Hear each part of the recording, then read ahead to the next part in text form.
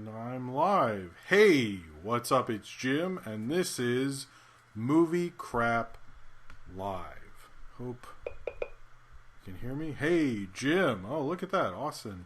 Right there. Oh, hey, Rocket Lowbacks. Can we hear me? I'm live. Oh, I can hear me. Okay. Okay, Jacob Shelter.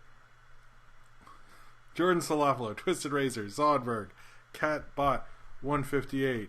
I'm going to send out the tweet there. Movie Craps Live. Who else we got? Nathaniel Foga.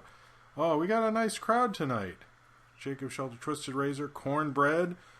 You know, seconds just as good. What is this, ASMR? What? Is it not that loud? I thought it was pretty loud. Am I just quiet? Maybe. Here, that should be better. Paleo's here? Did I see a Paleo? Why is Paleo? Oh, there's Paleo. K-Master, Austin. Hope that's louder for everyone. Alright, I should probably... Elwood DD, not plausible. Jim's hosting this week. What a twist. Oh, let me drink some water, because...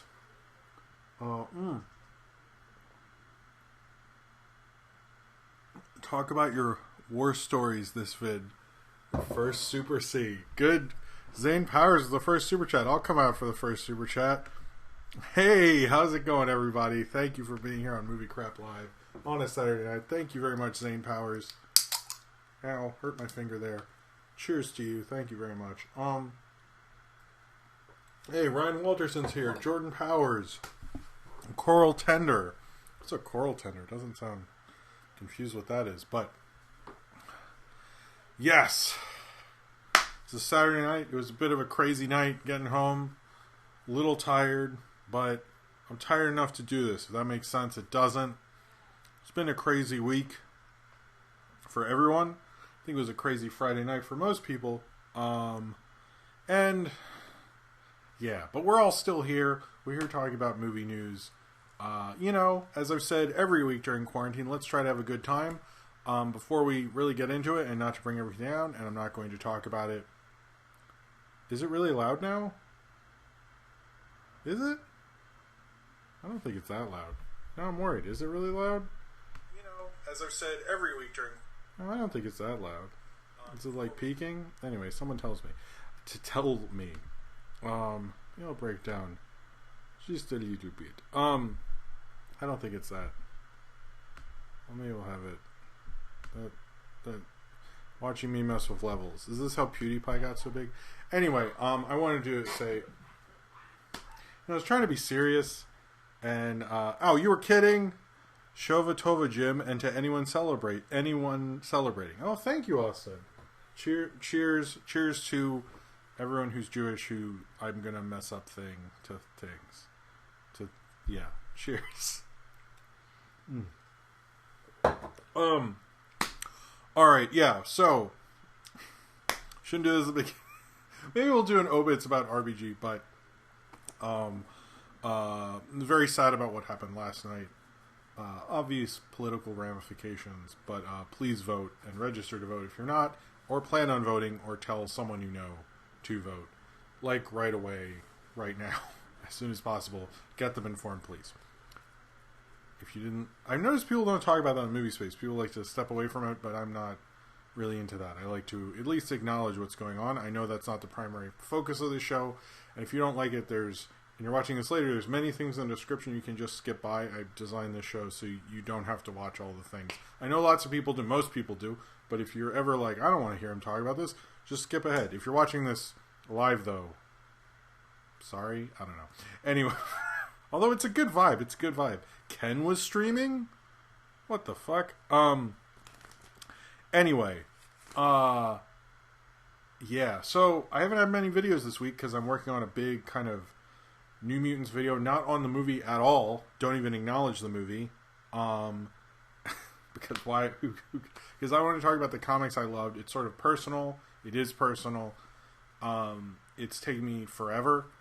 Because editing with comic images is different. So I'm excited for it. I'm looking at a Wednesday premiere, YouTube premiere, but that's why we haven't seen any videos from me since Tuesday. It was literally because I've been working a lot on one video. So that's what's been going on. I don't think that's going to happen this coming week because we're going to have the HBO Max Picks on Monday, Gorillaz on Tuesday, and then this is my plan right now. But it's a video I've wanted to do for a really long time because New Mutants was a big comic to me. And ever since I knew the movie was coming out, and I think I had a lot of ideas, and it just constantly working on it. I just want it to be really good. It's sort of, I guess, like my, you ever saw my Marshall Lucas video? I worked on that way too long. New Mutants is sort of like that, where it's like I really want it to be really great. Oh, hey, Bloxy Oxenwinkle said, did you see the trailer for Hubie Halloween? It looks awful and I'm excited. Also review Here Comes the Boom starring MMA fighter Kevin James when. Well, I mean, if that was in the... Well, first off, cheers to you, Bloxy. If that was in the movie review vote, I guess I would, but I don't know. I turned it down before when it was like in theaters. Did I do Hubie Halloween last week? I think I did. Hey, Saber's here. Hello, Saber Sparks. Saber Sparks is having a rough time learning that the whole world's a simulation. Paleo told him, thanks, Paleo. They called me about Jurassic Park. I actually don't know where my phone is now. Okay, no celebrities better call me because my phone's like really far and it's like over there. So like, I'd have to, it's like really far. It's like really far. Anyway, yeah, so I'm working on that. And I worked on other stuff. I was actually busy this week, just none of it came out yet. So, cool. But yeah, you'll see more of that later. You know those weeks where you get a lot of stuff from me and then there's weeks you get no stuff from me? I think one of those weeks where you get a lot of stuff from me was stuff from this week. Anyway. Yeah. Oh, what movie did we watch? I guess this is the part of the show where I talk about the movie we watched on Family Movie Night, which was, oh, hold on. I wish this world was just a simulation. Thanks, St. Powers. Cheers to you. We completed the Paddington, ow. Wait. It's your birthday? It's Embla T's birthday. Happy birthday, Embla T. Happy birthday to you. Happy birthday to you. 1,000,000 Filipino pesos. Happy birthday to you. Anyway, so just gotta shout out to Embla T. I have not talked about the Emmys. That'll be later. Don't worry. I will be talking about the Emmys. We watched Paddington 2, which was great. We watched Paddington 1. We then watched Paddington 2. I think I like both. Even Paddington 2 is so much more dynamic. It's like really, really a beautiful movie. Really beautifully done. So, I really like Paddington 2. I think they did a good job. It's like clearly he's having a little more fun with the direction. Just like the things with the pop-up book, with the jail stuff. It moves a lot faster, but like in a beautiful way. Like you'd think it would suck as a sequel because they don't get to do as much characters. Anyway, sorry, Paddington 2 is great. In case you didn't know. Alright. Would you watch? Oh, Paddington Central, I've tried, but she's not wanted to watch it. I have tried. I've heard it's good. Ryan told me it was good, like, right away, and I've tried. I haven't tried in a little bit, but I didn't know Damon Albarn did a lot of the sound. I didn't know that. Huh. Didn't know that. That's interesting. I'm going to look that up. Thank you, Jordan Powers. All right. It is very much like it's like a kid's Wes Anderson movie, unlike those actual kid Wes Anderson movies. Anyway, so before we get into the main show, the big show, as a reference some of you will get, first off, everything I do and every video I make is supported by viewers like you, either through super chats during the show, which I always acknowledge and do the, cheers through one of my Red Bulls, which also keeps me going, gives me energy, especially on Saturdays when I have jam-packed days. So thank you very much for that. But also through my Patreon, which has a lot of cool features, including you get postcards, which I just mailed out this week, as well as one exclusive video every week. Either you get to know the movie review votes, results, you get more power in the movie review vote, or you get commentaries where I go through past stuff, and then some just experimental stuff that I don't want to release, but I want to show someone, and stuff like that. It's a cool Patreon. There's even Skype calls for the highest tier and everything like that. So if you would like to be a patron, check that out. The link is in the description below. And thank you very much. If you are financially able to support me in any way, thank you so much for doing so. I really appreciate it, especially during now. If you can, you want to support me and support the show, this show or whatever, just liking a video, subscribing. I never say hit the notification bell, but if you're like, oh man, I never see all the stuff you put out, then do that, because you will get rewarded. I try not to overpost, but I do almost, I think after Monday it's going to be posting every day for a little bit. So if you want to catch all those videos, then that's a great way to do it, and it helps YouTube show that this is a cool channel and stuff. All right, but now let's get into the... No, not the shows. I was going to say let's get into the Discord, but I set that up weird. But you should also join the Discord. It's a great community. Zane Powers and Austin run it. They do a wonderful job. It has channels like Ask Jim, where I try to answer everyone's questions, suggestions for Jim, where you can suggest things for me to do both on Movie Crap Live and review in general. If you want me to know about a movie, great place to do it. I look at them all the time, as well as there's other channels. In fact, General is actually really good. I know that's a dumb thing to say, but it is. The Novelty Playing Cards channel, which as soon as I finish my New Mutants review, I promise myself new playing cards, which I have. I'm going to tell you this. I have new playing cards, and that will happen. And, yeah, I like the Discord a lot. I try to visit it at least once a day. They do a great job. I think it's great. If you like the community in the chat, or if you watch these and go, I'd like to hang out with these people, you can do it anytime. Seriously. Like even the Ask Jim thing. You can ask me a question at 4 a.m. I'm not going to answer it then, but if you have a question at 4 a.m. and you're like, damn, wonder what Jim would say, you can ask me and you'll find out much later. But I will answer it. Anyway, I hope that helped. Oh, also, I still have a shit ton of stickers. If you join the Discord and message me on Discord and say, hey Jim, I would like a sticker, here's my address, or a couple stickers. I don't really give a shit how many you want, because I just have too many, and you know, it's COVID, so I can't really, when I stick one somewhere, I gotta use like hand sanitizer. It's a whole thing. I don't want to get into it. I just did, and that's what I do, but whatever. Point being, if you want some stickers and post them around wherever you live, or whatever, or your house, or a binder, or a phone maybe, I don't know. If you want to do those things, you can. Just seriously, join the Discord and then message me on Discord your address, or whatever social media you want, but I prefer Discord because it's a great thing. Anyway, I think almost everyone has a sticker, but in case you don't, because I realize like, oh man, I still have a ton of these things, and who knows when the next convention is, so we might as well get rid of them somehow, as well as I think, you know, you guys are all loyal viewers and all that stuff. Anyway, we've talked enough about that promotion-y thingies, so let's get into, okay, so I want to preface this. This is one of the biggest movie revelations of the week, and I don't think enough people are talking about it. And it threw me for a loop. I'm going to say that. So, it's this insider information, and I want everyone, I hope if you're sitting down, you should be. And if you are sitting down, you should stand up and then sit back down.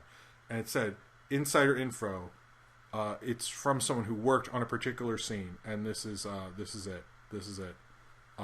Originally, the production of Jack and Jill wanted the gag to be Starbucks Frappuccino, because he's Al Pacino, but Starbucks refused, leading them to strike a deal with Dunkin' instead, which of course worked better, because Dunkachino's funnier than Frappuccino, which is just its name. Can you guys believe that? That is crazy. Apparently, and I read on this thread, I thought it was like sort of a joke. Apparently, they sort of... Do you know people who worked on that movie? And apparently, it's true. It's true. Dunkachino is that was a real thing. That's real revelation about Dunkachino. I like that Dunkachino account, by the way, let's just put it this way. Twitter accounts that are just like, when did you see Batman? Who cares? Seeing a different version of fucking Dunkachino every day, that's cinema. I don't want to see, what's the best Christopher Nolan movie? I don't care. He only had Dunkachino in one movie. Coppola had Dunkachino in maybe 3 movies. I can't remember all of Coppola's filmography. Point being, Dunkachino is cinema. Fuck your letterbox. Dunkachino is better than all that shit. Alright, moving on.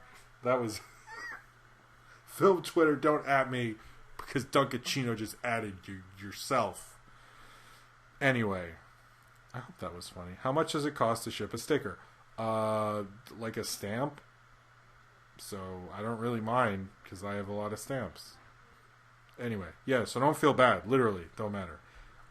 We need to all get Dunkachinos right now. That's right. That's right. And Embla T is right. Dunkachino's movie was a remake. Nolan could never do Dunkachino. You know? And fuck you, Martin. Who's Martin? Wait, what? I'm confused. Anyway, alright. Now for real, sorry. I like to start off with a goofy thing. Actually, I'll do another goofy thing. Okay, hold on. I have a new Dunkachino thing that just stopped me in my fucking tracks. Saber Sparks, famous YouTuber, allegedly, said he thought Dunkachino was a real commercial.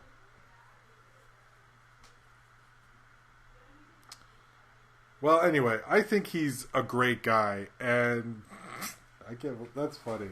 You know what? Let me get my phone. Hold on. Just in case. Oh, okay, cool. Let's, yeah. Anyway. That's funny. Big YouTube revelations. It is from Jack and Jill. Does no one realize what's going on with Jack and Jill? I think people don't know. Anyway. Go home drunk, your Saber. Nice one. Alright, anyway. So apparently there's going to be, and I think they're on Apple TV Plus, but I couldn't see them. There's going to be Arctic Dog shorts. Supposedly they're supposed to come out. I couldn't see them yet. I wouldn't mind seeing the Arctic Dog shorts. I thought about reviewing them tonight, but I didn't. But yeah. There are shorts follow-ups to Arctic Dogs. So if you're wondering, how did the story of Arctic Dogs continue? How can that cold brew continue to hit?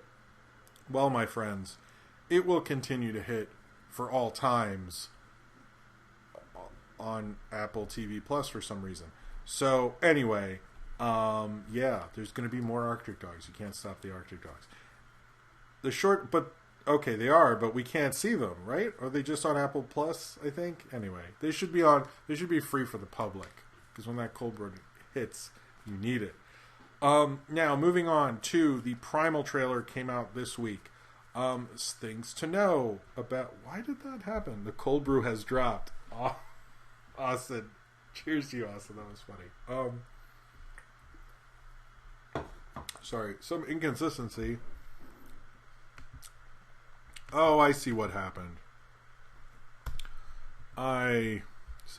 Anyway, so the Primal trailer came out this week. Judging from it, and it looks really cool. It looks like awesome. They're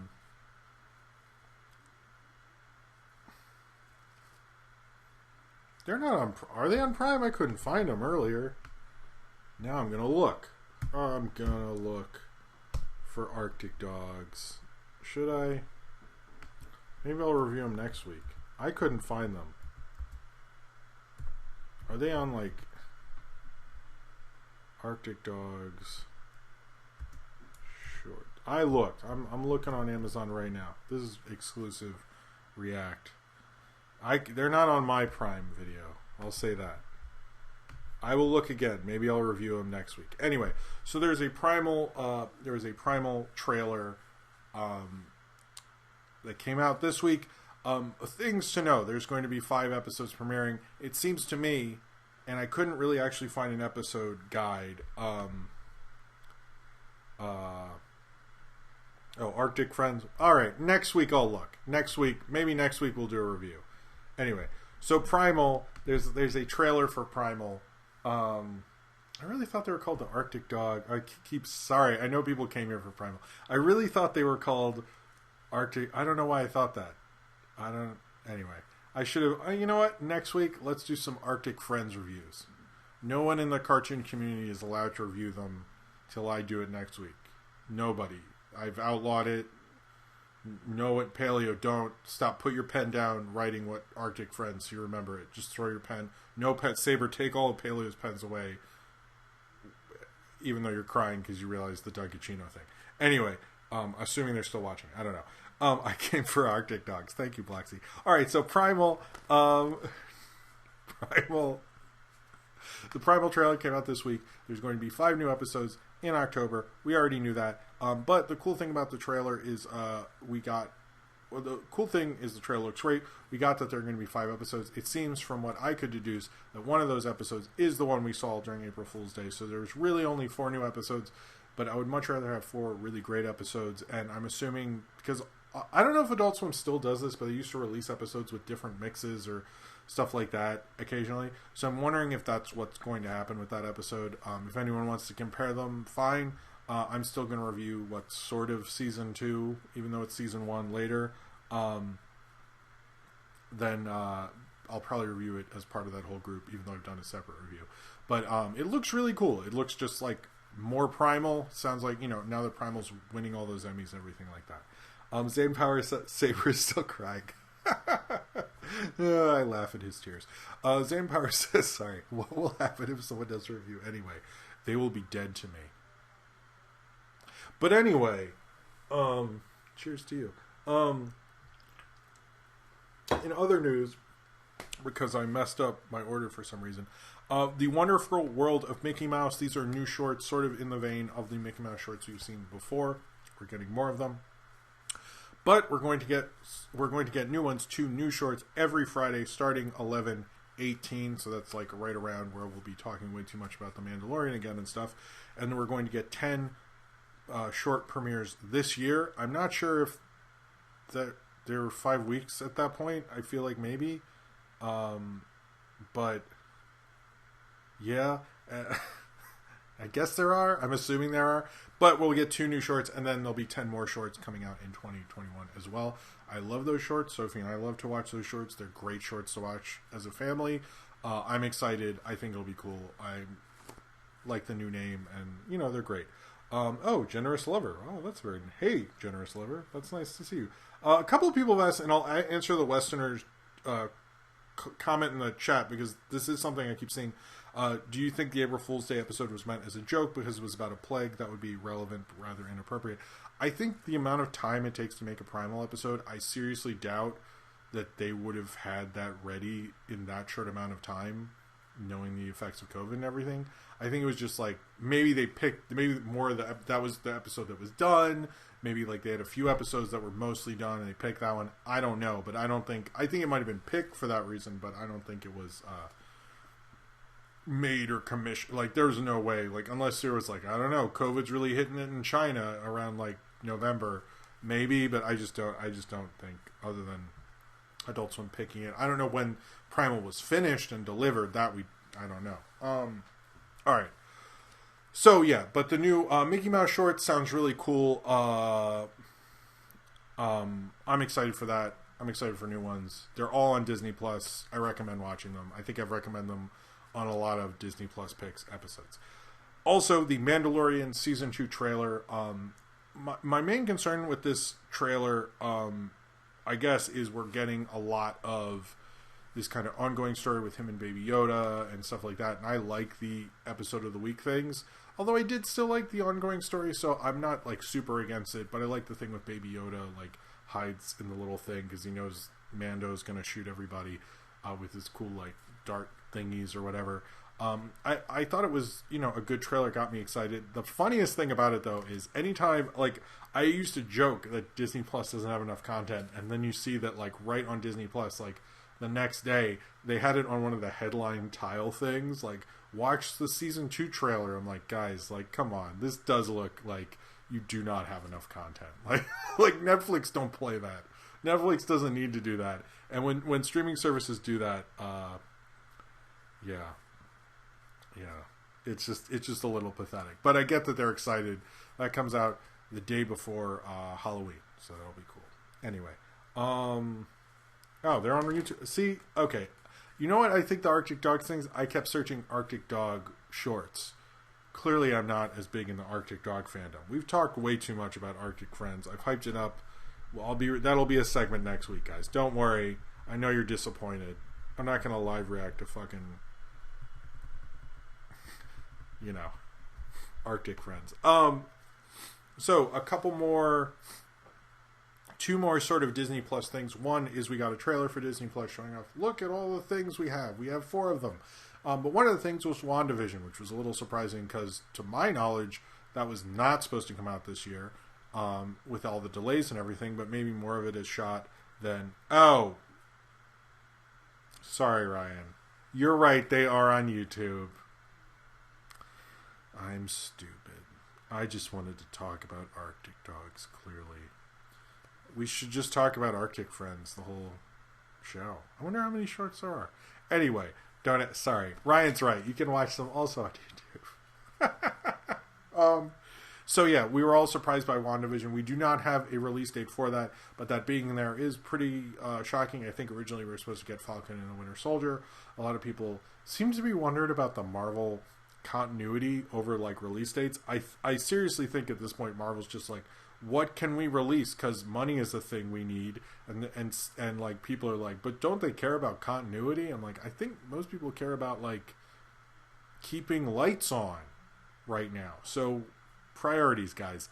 I do think if WandaVision's ready, they'll probably release it because Disney Plus and streaming services, especially like they're making a lot of these streaming services right now. We'll get into Milan later. I don't know why that's later. There was a reason. I don't know why. Also, the rumor that Black Widow may get delayed further. That has not yet happened. That was earlier in the week. And it is just a rumor. Disney's tried to dispute it. Whatever. That it could go to Disney Plus, which after the Mulan news, which I'll get to later, that will happen, as well as that Soul would go to Disney Plus. I think the Soul thing is probable because Thanksgiving is going to be kind of a rough holiday. I think a lot of people aren't going to want to travel or can't travel or don't want to get their parents sick and then have their parents die, so they probably don't want to do that. So they'll probably just be like, I'll just watch Soul and cry myself in mashed potatoes I bought at the store because I'm sad and I don't want to make them. Anyway, Thanksgiving should be great.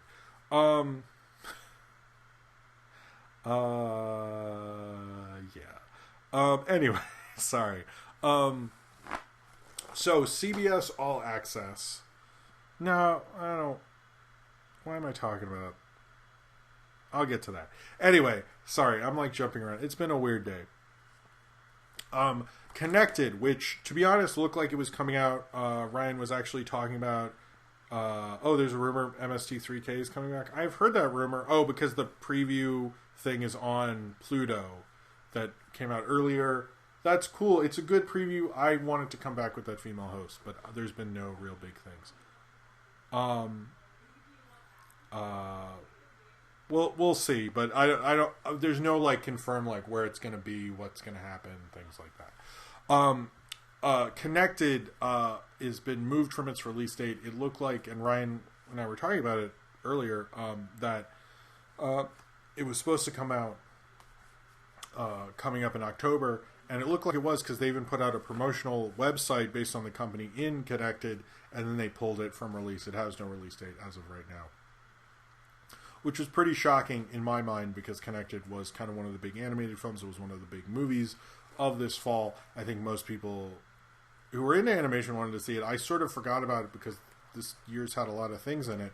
I'm a little surprised, but I think the problem with Connected is, unlike Scoob or a Pixar movie or even a SpongeBob movie or something like that, those films are going off of brands, like even your Frozen 2 and your Onward, so you can get an uptick in streaming because of them.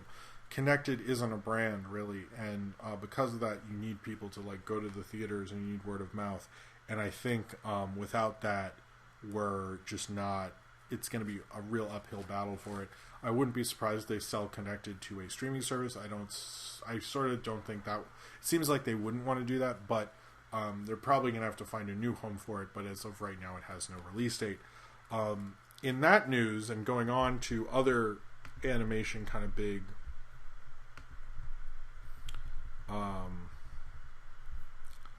movie news, is that DreamWorks has moved up Croods 2, which is going to come out on December 23rd, and they moved it up to November 25th. The reason they did this is not just because of Wonder Woman. It's actually mostly because of the AMC Universal deal. Because the AMC Universal deal might end up being what saves theaters. Because both with Freaky and Croods 2, Universal is okay with releasing things in theaters because then it gets to go to premium VOD. So a release like Croods 2, you can go to Thanksgiving. They can have that come out on Thanksgiving and then have it be on premium DVD, on premium VOD on Christmas. So it can really like mop the floor with like its advertising throughout that period. Same with like Freaky, similar to that and things. So they can use the promotion they have in theaters and also promote the premium VOD thing with their deal with AMC Theaters. I can see Regal and Cinemark figuring something out for both those things. But Croods is definitely going to be a part of that. And it's interesting because that Universal deal felt like Universal sort of taking advantage of them, getting what they wanted. In a way, yes, but I think it's actually going to help these theaters and the studios have a relationship where they both can make money. I don't know anyone who cares about the Croods. Like, I haven't heard anything about that movie since it came out. And even when it came out, it felt like it was like such a blip. I just don't really get I just do not get the why they're making a sequel to this, but whatever. I don't think there's a trailer, or at least I haven't seen one, but yeah.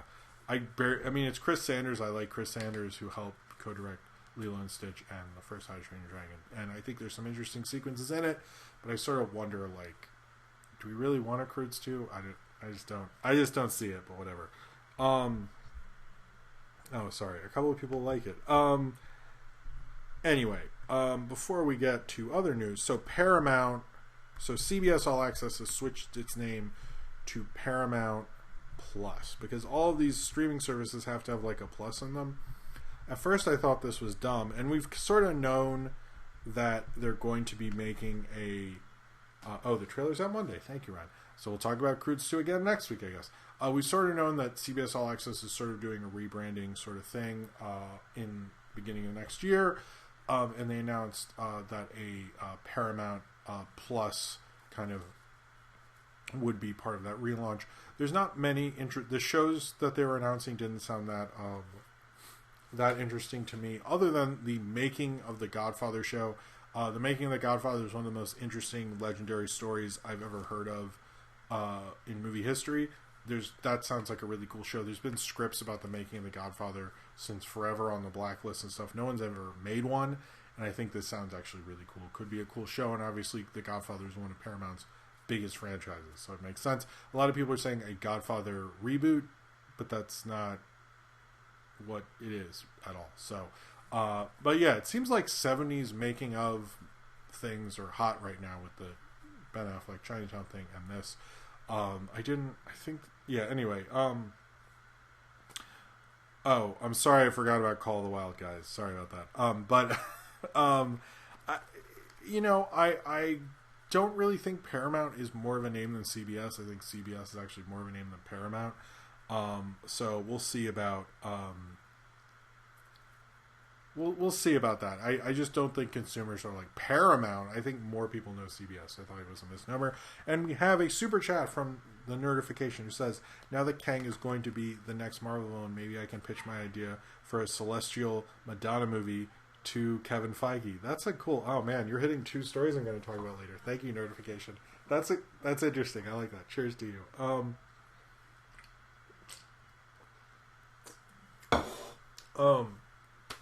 But yeah, also Paramount Plus will be sort of the Viacom streaming service, so we'll see what's going to happen there. But I do think The Godfather, if you did it in the right way, I could be super interested. Also, I know a lot of cinephile people are like, hey, if you've never seen The Godfather, now's the time. Godfather 1 and 2 are really great. 3, you can stop at some point. But 1 and 2, really great. Just saying. Anyway, Paramount O Access. I like that name. They should do a Making of Star Wars show. They should, Generous Love. I like that name. That's very nice. You sound like a nice person if you're a generous lover. Okay, so the news that I think a lot of people were shocked by, and I was, because I literally thought this was not happening. I want to preface that. I really thought this was just not happening, and I'll talk about why. But Your Name has gotten a director, Lee Isaac Chung. He is a Korean-American immigrant. He's had a couple films, which I've not heard of and not going to try to pronounce. He is going to be writing and directing this film. There have been previous drafts. The script was originally done by Eric Heisner, but this director will be working off of the draft by Emily V. Gordon, who is, of course, married to Kumail Nanjiani, and The Big Sick is based on her. Oh, and Zane Powers says Godfather Part 4, baby! Please don't do that. Please don't do that. But if you do, give Zane Powers writing credit. Cheers to you, Zane Powers. So, the Your Name remake, basically how this came about is when Bad Robot was sort of leaving Paramount, and it looked like they were, and Paramount was basically going to kick them out because they were sick of, when J.J. Abrams agreed to do a second Star Wars movie, they were like, hey, what the fuck? You're supposed to be making stuff for, like, fucking Paramount. You have offices here. You have to make stuff for us. That's how it works. And so it was just, there was like a 1 week period where he was just like, you kept reading stories about Bad Robot pitched this. They're doing this thing. And at a certain point, you're like, wow, this is just total bullshit because y'all were told you had to pay rent and you're like pitching for supper, basically. I mean, I think they would have been nice about kicking them out, but they were like, tried to keep their offices there until they're, now they're at Warner Media. But basically, under that, I think they pitched a bunch of things. I thought, this shit ain't happening.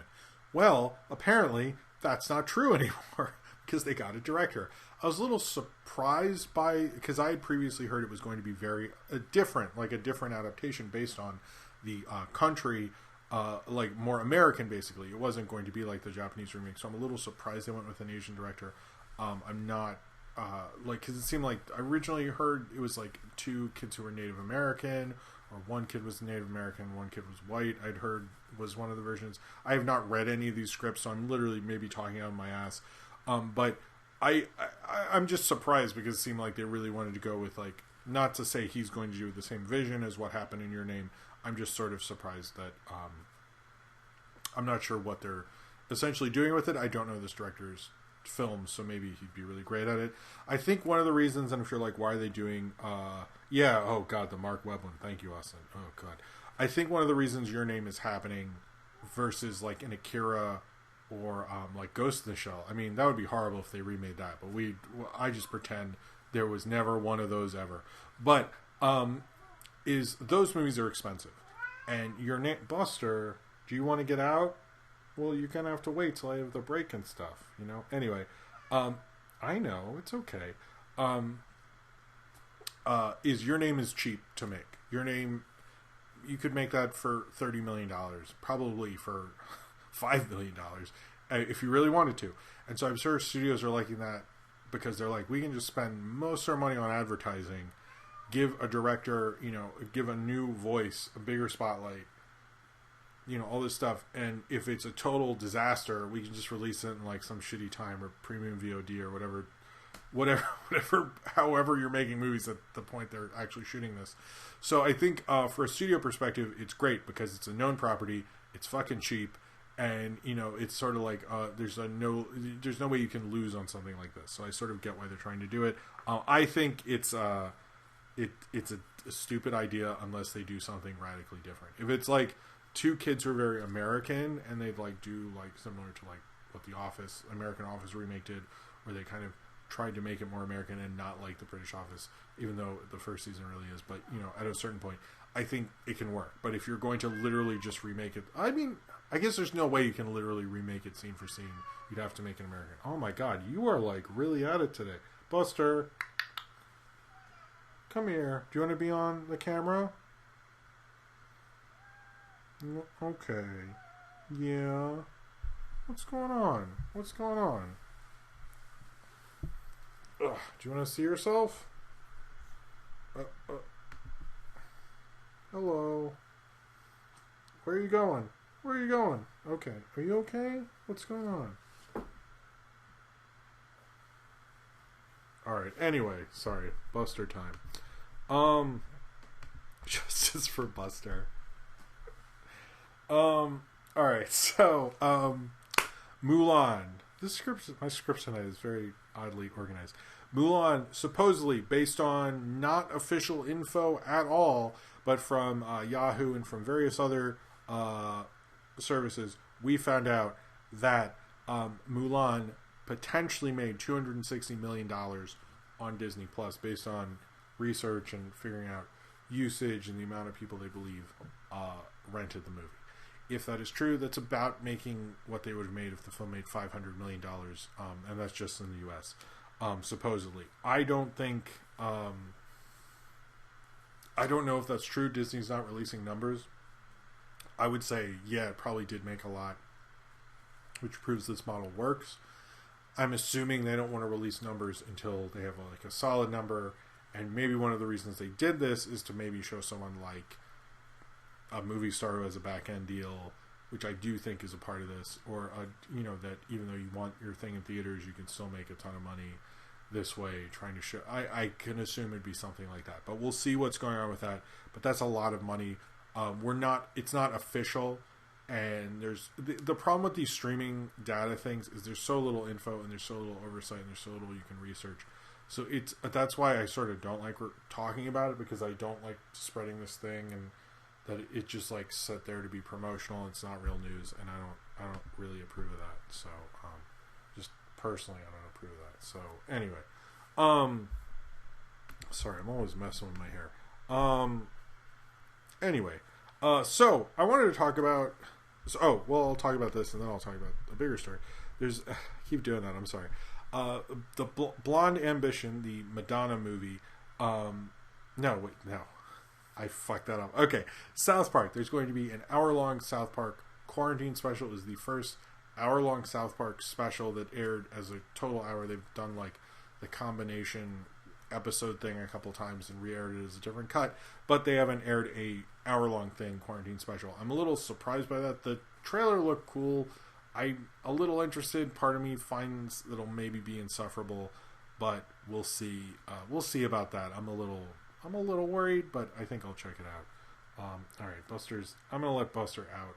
I'll be literally right back, and then we'll talk about more stuff. This is not a real break. It's like a minute. Okay. Whoa.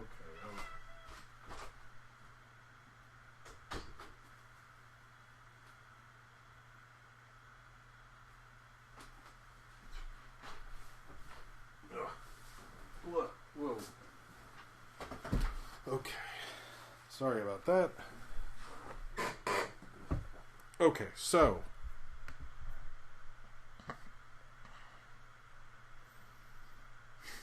yeah, you gotta poop. Maybe, I don't know. Yeah, but we'll see about the South Park quarantine special. I'm not like super in love with the idea, but we'll see. The other big news, and a lot of people were making fun of this. Where's Jim? I don't like change. Is Mr.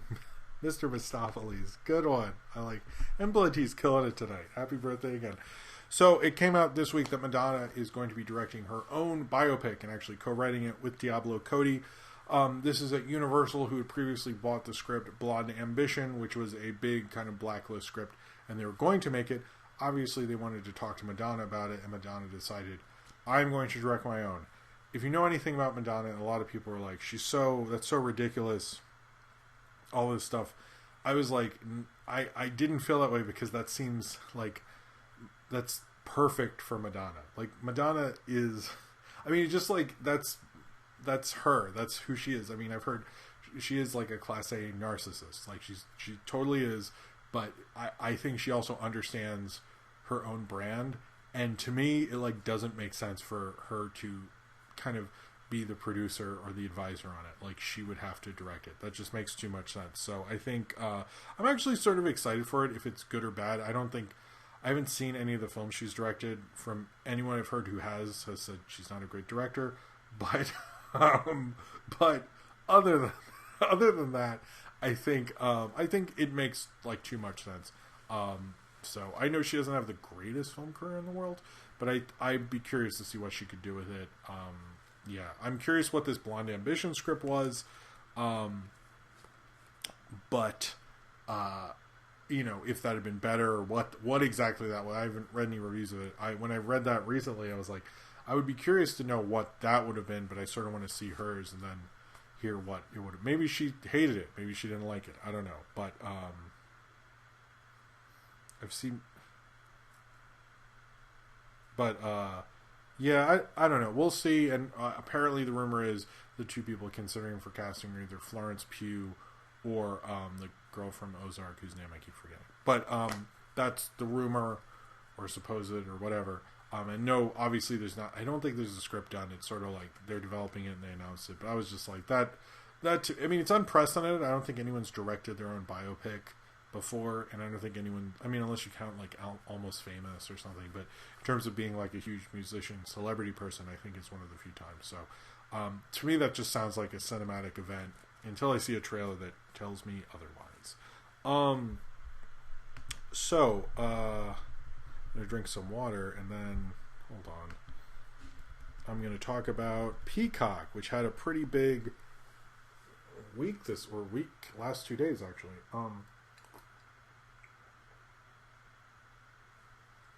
Okay, so before we get into the big thing with Peacock, which is the Roku deal, but before that, there were some data earlier in the week which I did already take down because I thought it was interesting. Peacock, in its broadband only homes, the Comcast broadband brand only homes, where Peacock is pretty much really promoted to you, but promotion is one thing. But apparently Comcast has said, and supposedly this is real data from everything I've read, that Peacock is actually number 2 in Comcast homes, right behind Netflix, while in homes with Xfinity, with the X1 TV service, it is number 3 behind Netflix and YouTube, but it is closing in on second there. To me, here's the thing. That's huge news. A lot of people were acting like Peacock's being really disregarded. I think HBO Max is better than Peacock, and I think there's a lot of streaming services better than Peacock. I do find it interesting. I've sort of always maintained that I think this is a lot more promising of a streaming service than people are giving it credit for. Look at what it's doing with the kind of Pluto TV part of it. Look at how it's free for everyone. We don't have streaming services like this, so I find it really interesting, but it's also interesting that it's being used a lot. It's being downloaded a lot through Xfinity and Comcast. It's doing a lot better than people are giving it credit for. So I think that's what led to, that came out earlier in the week, and we didn't really hear anything about the Roku deal until on Friday. We heard they were close to a deal with Roku, but then we heard that but then what happened with then we heard that they were close to a deal with Roku, and then negotiations went south Thursday night, and they're actually going to go dark on all NBC Universal apps on Roku. We're all going to go dark, so like NBC TV, like anything Universal related. So like negotiations went real bad on Thursday, but then on Friday night at around 6:30, which is probably why you haven't heard of this, the deals were worked out, and Peacock will be on Roku. I searched; it was not there tonight, but supposedly it will be on Roku soon. So yeah, I think that'll help it. Again, there are a lot better streaming services. I just think what it's doing in terms of advertising, being for free, having kind of variety. I'm curious, like, what's the layout going to be versus its Pluto TV thing versus this other thing. I find it interesting. To be honest, I haven't used it that much. So I probably use Pluto TV more. I probably use Tubi more, and the things I give recommendations for. So I haven't done another Peacock picks, and I have no plans to. So as much as I'm promoting the service, Pluto TV, really pro Pluto TV. I've been meaning to do a Pluto TV review for like a little bit. Maybe that'll be next week or something. I really would like to do that because I really like it. But although our Pluto TV is just Mystery Science Theater and Dora the Explorer, either of those channels. The rest is a little like confusing. I'm like, I understand it as riff tracks, but it's not Mystery Science Theater or Dora. But it's like, what is life without those two? Yeah. Oh, so apparently the other thing, Generous Lover, that is a good name.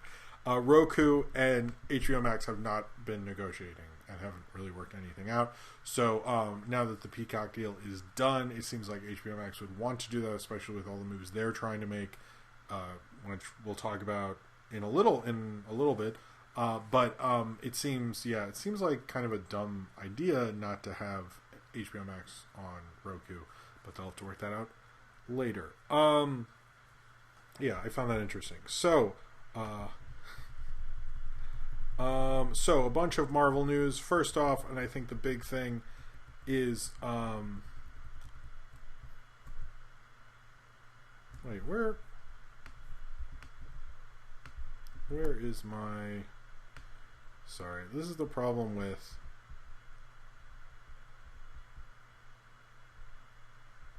Oh man, it got deleted somehow. That's stupid. Alright, well, we'll talk about it before I get to Marvel news, I guess. That sucks. Alright, so, first thing, that Harley Quinn Season 3 has been put on HBO Max, and which a lot of people pretty much thought was happening anyway, but this kind of was because they wanted more budget, which they got. They'll probably get promoted better on the HBO Max app, which is a hotter app, which we're talking about today with the Armchair Auteur, who's a great YouTube channel. You'll see him later in the show. And who tweeted out the show. It was very nice of him. But he's a great guy and has a great YouTube channel. But that'll be on HBO Max.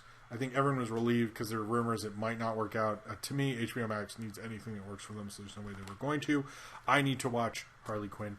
The other thing that this started is Harley Quinn left, as well as all the DC Universe shows, and now it's going to be DC Universe Infinity, something stupid. Anyway, it's rebranding, and it's not going to have shows and movies on it. It's just going to have comics. So it's going to be like Marvel Unlimited, but like with DC Comics, and it's actually going to have more comics, because I've heard that was a complaint people said, is that comics were there weren't enough comics for the subscription service. Which, to be honest, if it had a ton of comics, one of the things I like about Marvel Unlimited is that it has a ton of stuff on it. Like, anytime I really want to read a comic book from any Marvel thing I want to do, I can just go on an app. It's wonderful. So I think DC needs that. It is interesting that they're just like realizing they should have done this, and feels like they've been slowly trying to do it. I think the success of Harley Quinn did that, because there's going to be a season 3 of Titans on HBO Max, guys. So everyone calm down, because no, seriously, but nobody gave a shit about that. So, so yeah, I did think it was interesting. They're like totally rebranding it as well. I was like, can't you just say it just has comics now? Like, you didn't need to change the name, but that's how we are with streaming services. Anyway, so Marvel news. Okay, so Jonathan Majors, who we have seen in Lovecraft Country. I mean, I haven't, but maybe some of you have, as well as The Five Bloods and other things I may have seen him. I'm not sure. He is going to be at least in Ant-Man 3 or Ant-Man and Wasp 2 or whatever it's going to be called, as Kang. Many people believe, or Kang the Conqueror, the Marvel supervillain. Many people believe that he is going to be the new Thanos. Okay, first off, I don't have any problem with Kang being there. I think it'd be cool if he's there. With Thanos gone, the fact that the MCU doesn't have a Doctor Doom has been an issue for a long time. Let's get Doctor Doom in there. I want a good Doctor Doom. You can have Kang too. Kang and Doctor Doom hanging out. I feel like that happened at some point. I am excited for Kang. I just don't know if he's going to be the villain everyone thinks he's going to be, but it is cool to have like a major Marvel Universe villain on the big screen. Supposedly he might not be the villain. There's going to be some twist or something. Sounds like nobody knows, but good for Jonathan Majors. I am curious what this is going to be called. So yeah. Then She-Hulk news. First, we have a showrunner, Kate Corplo, who's going to be the director and showrunner. I don't know her work very well. Apparently no one really does, but that was cool. And then the bigger news with She-Hulk is Tatiana Maslany, who's on Orphan Black. I almost said Black Orphan. which is I think a different movie. Well, that was a anyway. She's going to play She-Hulk. Everyone kept saying it was Alison Brie was going to. I think the main reason they went with someone like this, and I do think she's a good pick, is because there's two things about She-Hulk that no one's really talking about, which I find bizarre. Is She-Hulk? I've actually not read much She-Hulk, but I actually seem to understand it more than a lot of people, which is distressing. She-Hulk, first off, is, fights and stuff, so you have that. So I think what they wanted is someone who they know can do action sequences and has experience with that, which, if you're doing a big show, that's a lot of hours of that stuff. You need training, and maybe Alison Brie, despite being on Glow, not the same as doing an action sequence. No offense. I've nothing against wrestling, but I've seen Glow, and anyway, I haven't really seen that much Orphan Black. But you also need someone who can be quick and witty, because basically She-Hulk is sort of a Deadpool-ish kind of character. I think people are really actually going to like this show, which is why they didn't put huge people in it. They put cult kind of, like, she's someone who plays at Comic-Con. She's, who shows up at comic conventions, does signings, knows that world. That's what they want. So I think this could be really cool. I'm really excited actually for this. I think this could be kind of one of the breakout shows of Disney Plus, especially with her, who she's got range. She's, if you have someone who's like has a lot, who is really committed to that kind of role, and maybe Alison Brie didn't want to be like bogged down by the Marvel Cinematic Universe, this could really be a breakout character if done right. And having someone more comedic shows me they're probably going to do more of the John Byrne She-Hulk, which was kind of when she was reinvented to become more of a kind of Deadpool-like figure. Unlike like how they mainly made her to make sure that ABC didn't beat them to the punch and copyright She-Hulk, because the same guy who made, this is actually true, $6 Million Man made Bionic Woman, and they said that's obviously going to happen with the Hulk, right? And it didn't. Anyway, I think She-Hulk will be cool, as well as the Ms. Marvel, I believe it's show. They had the directors who did Bad Boys for Life. They're why is it not? Okay, see, I tried to edit this on the subway, and clearly things did not save, which Jim should know better at this point. The directors who directed Bad Boys for Life, which is currently their... I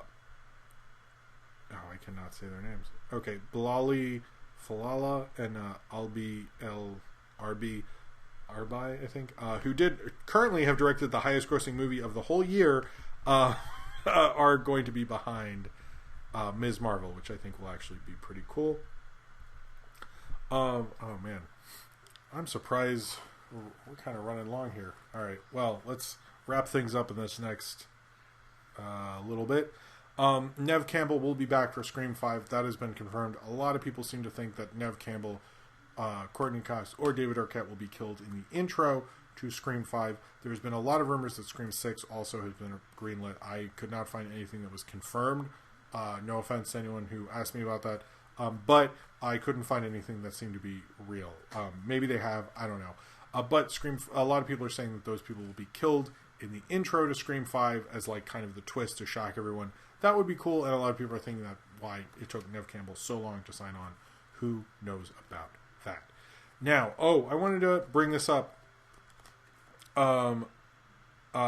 Is I'm going to do a segment that's sort of like quick news and trailers in the middle of the show, and I'm about to do that, but I want to talk about how the Macy's Thanksgiving Parade is going to go virtual this year. It has pretty much been canceled. They're not 100% sure what they're going to do, but they are sort of going to have floats, but there's not going to be crowds and all this stuff, and I'm really curious how they're going to pull this off exactly, but if you're expecting one this year, we won't, because that's depressing.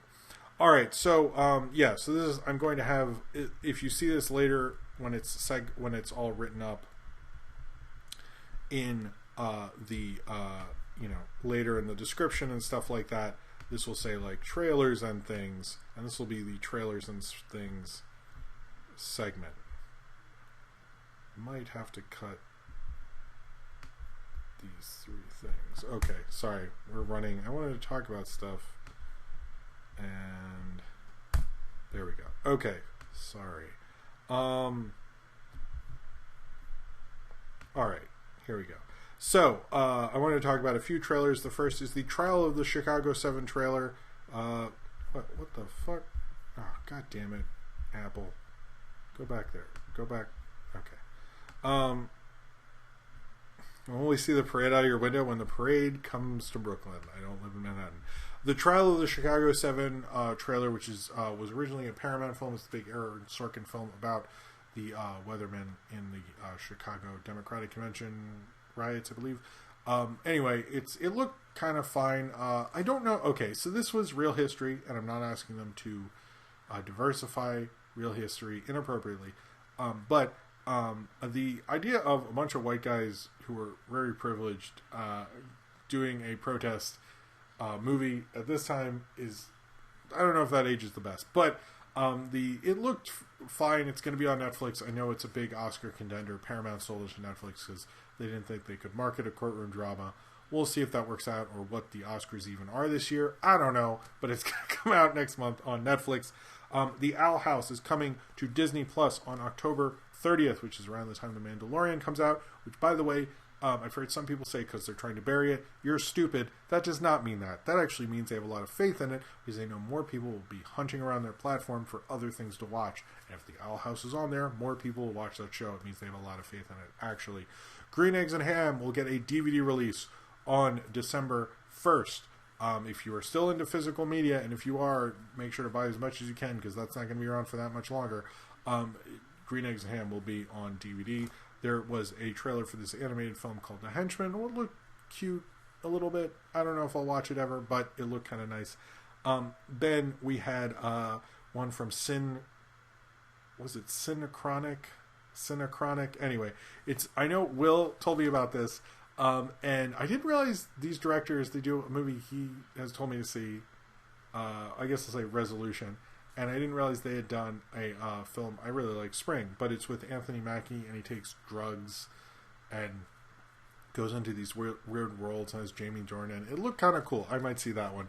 Love and Monsters had a trailer this week. It's with the Dylan O'Brien movie where he has to hunt after all these giant monsters, came out and find his girlfriend. It looks like the movie Monsters, which Gareth Edwards did.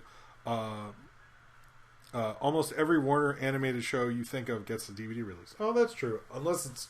I guess Cartoon Network doesn't. But maybe they still do. Anyway, cheers to you, Ryan. Thank you very much for the super chat, sir. Love and Monsters looks cool. Some people said they were... Okay, yeah, it looks like the movie Monsters from Gareth Edwards. He has to find his girlfriend after a ton of monsters attack and all this stuff. And wants to try to find her and hears her over a radio frequency. It looks like a funny, what was that with the zombie and Nick Holt and stuff? Looks sort of like in that vein. I think people would see it in theaters. I know people were kind of poo-pooing it. But it looked fun. I don't know if I'll see it. If it was on Netflix, I would watch it. And then, finally, The Wolf of Snow Hollow. It looked like a fun kind of werewolf movie. Looks kind of kitschy, and Robert Forster's in it. I don't know if that's his last performance or not, but it looked... Honestly, watching 2 horror comedies in a row, I would much rather go with The Wolf of Snow Hollow. Looked more promising to me. All right, I'm not a big Zombieland fan. Sorry. I think people knew that. So, in People Said Things, so we're going to talk about them. The Jodorowsky, who was almost the director of Dune that never was, as IGN said, reacted to the Dune trailer. He said, "I wish his Dune would be a great success because Denis Villeneuve is a nice director, whom I have been told a lot." I saw the trailer. It's very well done. We see that this is industrial cinema. There's a lot of money, and it costs a lot of money. But if it was very expensive, it must pay off in proportion, and this is the problem. There are no surprises. The form is identical to what is done everywhere. The lighting, the acting, everything is predictable. So anyway, it sounds like he liked it, and it's really great. No, it sounds like he kind of recognized it's just a big blockbuster thing and not the interesting movie he was planning on making. I'm surprised they didn't ask David Lynch, but it seems like most of the Dune, or almost Dune directors, want to stay out of this. I'm kind of like, I don't know what they thought. It basically is like auteur cinema cannot exist without big Hollywood, but you need big money to be an auteur. So how does that work? I don't understand. Anyway, it just seems like he wasn't fond of the book he really cared about being made into a big blockbuster. Liam Neeson has come out and basically said he liked The Phantom Menace. He actually defended Ahmed Best, who played Jar Jar Binks, saying he cracked everyone up on set. I've actually heard that for a long time. Anyone who's on the set of Phantom Menace, that Ahmed Best was actually genuinely very funny. Liam Neeson actually apparently called his agent, was like, this guy's the next Eddie Murphy, I know it. Like, people really thought he was going to be huge, and it didn't work out.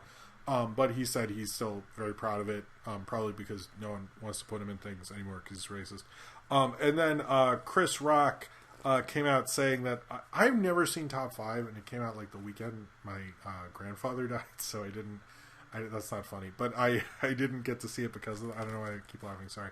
But apparently in it, he's in a kind of serious movie, and then he keeps seeing people see the Tyler Perry movie, which is like basically Boo, the Medea horror movie, and he was saying how he told the idea of Boo to an executive, and then they basically told Tyler Perry, and they made it almost exact to his joke. He was like, man, I should have made some money off that, which is kind of funny.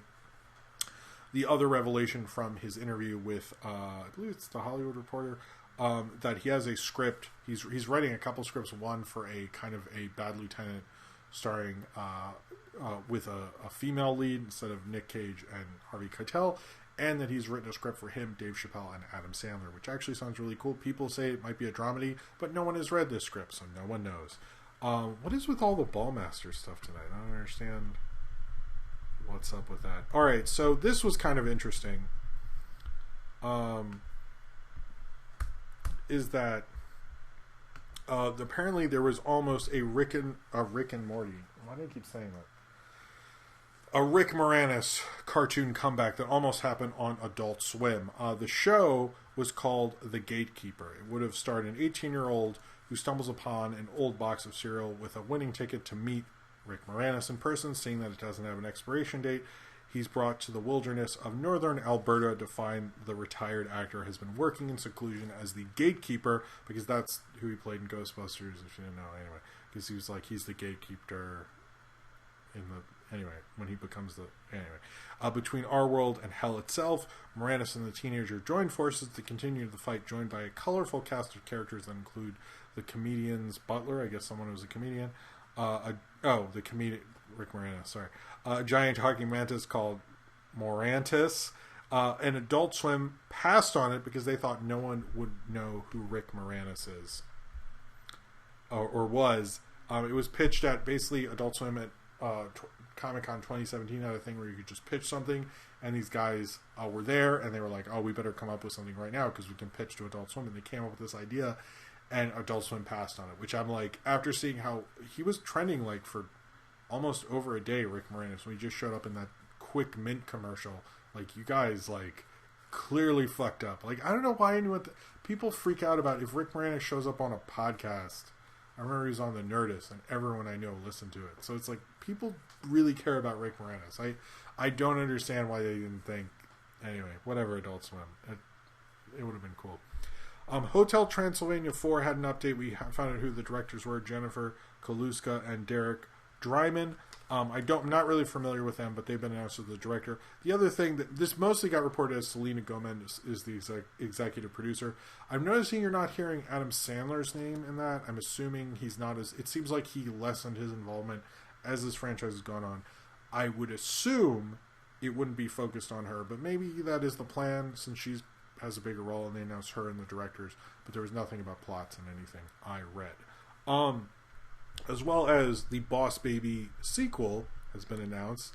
I'm sure if anyone remembers that. Okay, we're almost... Okay, maybe I didn't need to cut as much as I did, but we can have more time for other stuff. It's fine. The Boss Baby sequel is about a girl named Tabitha that basically wants to become, as the Boss Baby's gotten older, wants to become like the Boss Baby. It sounds like it could be interesting. I'm not a big Boss Baby fan. Jeff Goldblum's going to be in it as the teacher. Stuff like that. I'm not announcing it well because the level of me caring about Boss Baby is very low. That was the first review I did with Sophie, and she was way too little, and I think she was really upset, like she really wanted to take a nap. I didn't do a good job with that. Anyway, you could check it out if you want to. Anyway. But the sequel, Boss... I mean, I think it could be interesting. in a certain regard, but it seemed like a little too much going on. But we'll see the actual execution. Apparently, Mark Chreey, the director of Hair Love, will be animating a half of an hour-long Blackish special, the half that is animated, talking about the election and stuff like that. That sounds interesting. The designs look cool. I'm always happy when Mark Chreey gets work. So now, let's talk about the... Oh, I forgot that Tobey Maguire was in Boss Baby. I really forgot that. He was? I'll take your word for it. I'm not even going to look that up. All right, so the Creative Arts Emmys happened. There was a bunch tonight. Some of them weren't. And I have a good rumor after this. Okay, we only have two things, and then it's going to be break, and then Gorillaz, the hate cartoon, HBO Max Picks, and then questions. I am fading. We all did, Jim. We all did what? Anyway, we all did. We forgot. Yeah. Okay.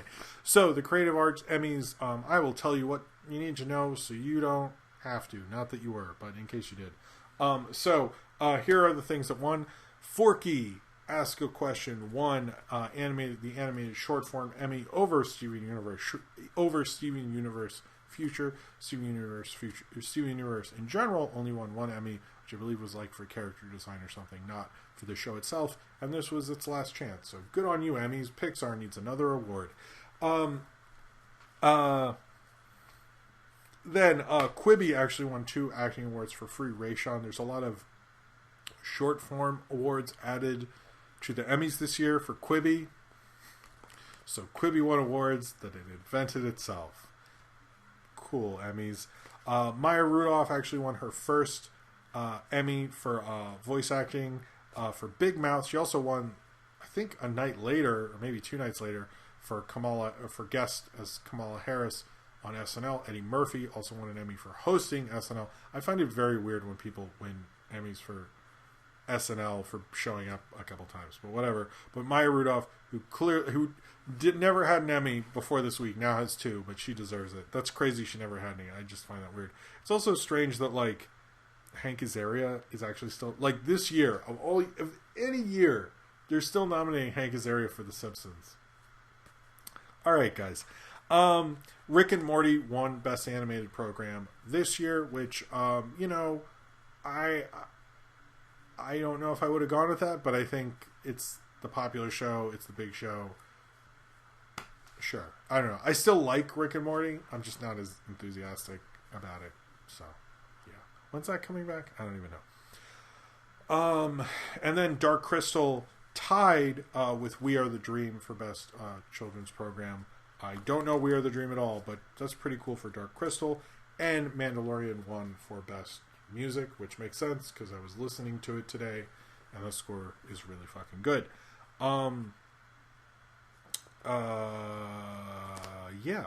Alright, so I have a rumor about Borat 2.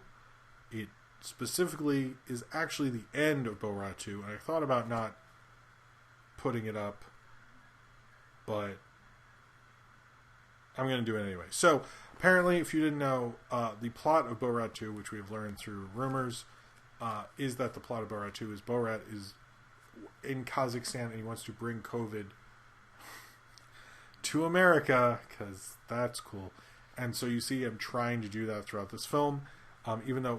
So one of the things I find interesting about this Borat 2, if that's the plot, Sacha Baron Cohen is in the Trial of Chicago 7, which he is being more serious in, and then he's going to do a Borat sequel, like at the same time. Whatever. But yeah, so he apparently is trying to give America COVID, and supposedly we have learned that there's a part toward the end where you see Borat give Tom Hanks COVID. Anyway, so Borat 2 is a thing. Yeah, I don't know about that. Anyway, obviously, I don't know Borat 2. Anyway, before I take a break, I wanted to say again, I don't really have obits this week, but Ruth Bader Ginsburg died recently, and gotta go to bed. Night night. Thank you, Rocket Duck 413. Will you have a good night? Oh, and sleep well. Cheers to you. Cheers. Anyway, have a good night's rest, Rocket Duck. You can always watch the rest later, if you would like to.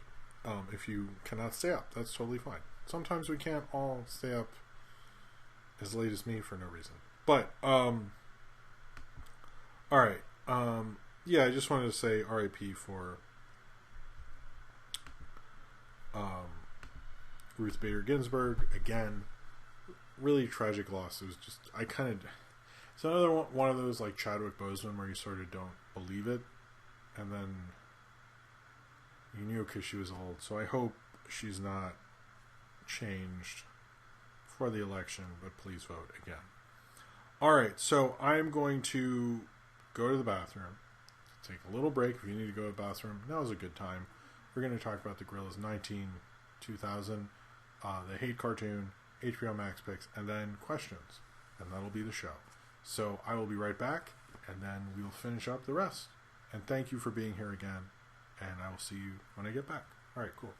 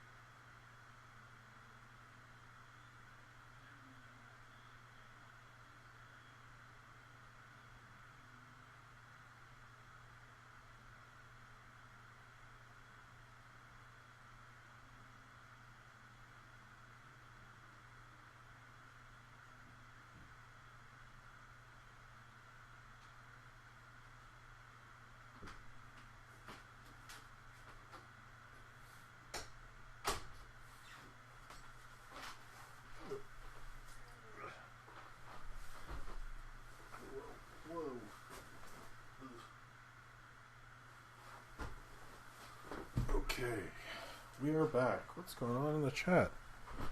Okay, KO is awesome. Oh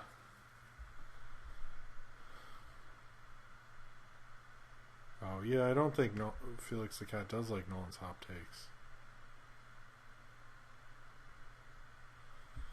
Oh, I like WizForce. That's funny. Anywho. Sorry, just feeling a little, like, lazy today. But we have a little bit of time. So, I might just drink some water. I'll just get into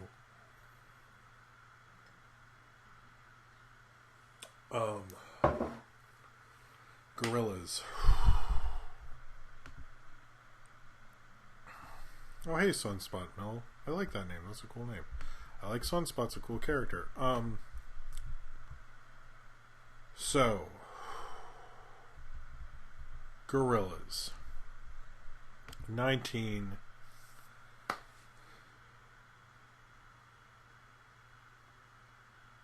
Oh, hey, Brandon Roman.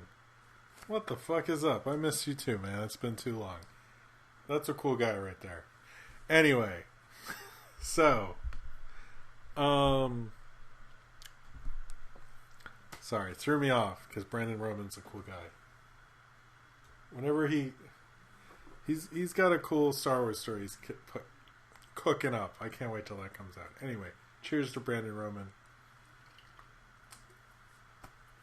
Also, I needed that. Anyway, maybe Felix likes The Incredibles too. How dare you, Nathaniel Foga? How dare you? All right. So, as you know, I've been trying to review every Gorillaz music video, sort of in order. I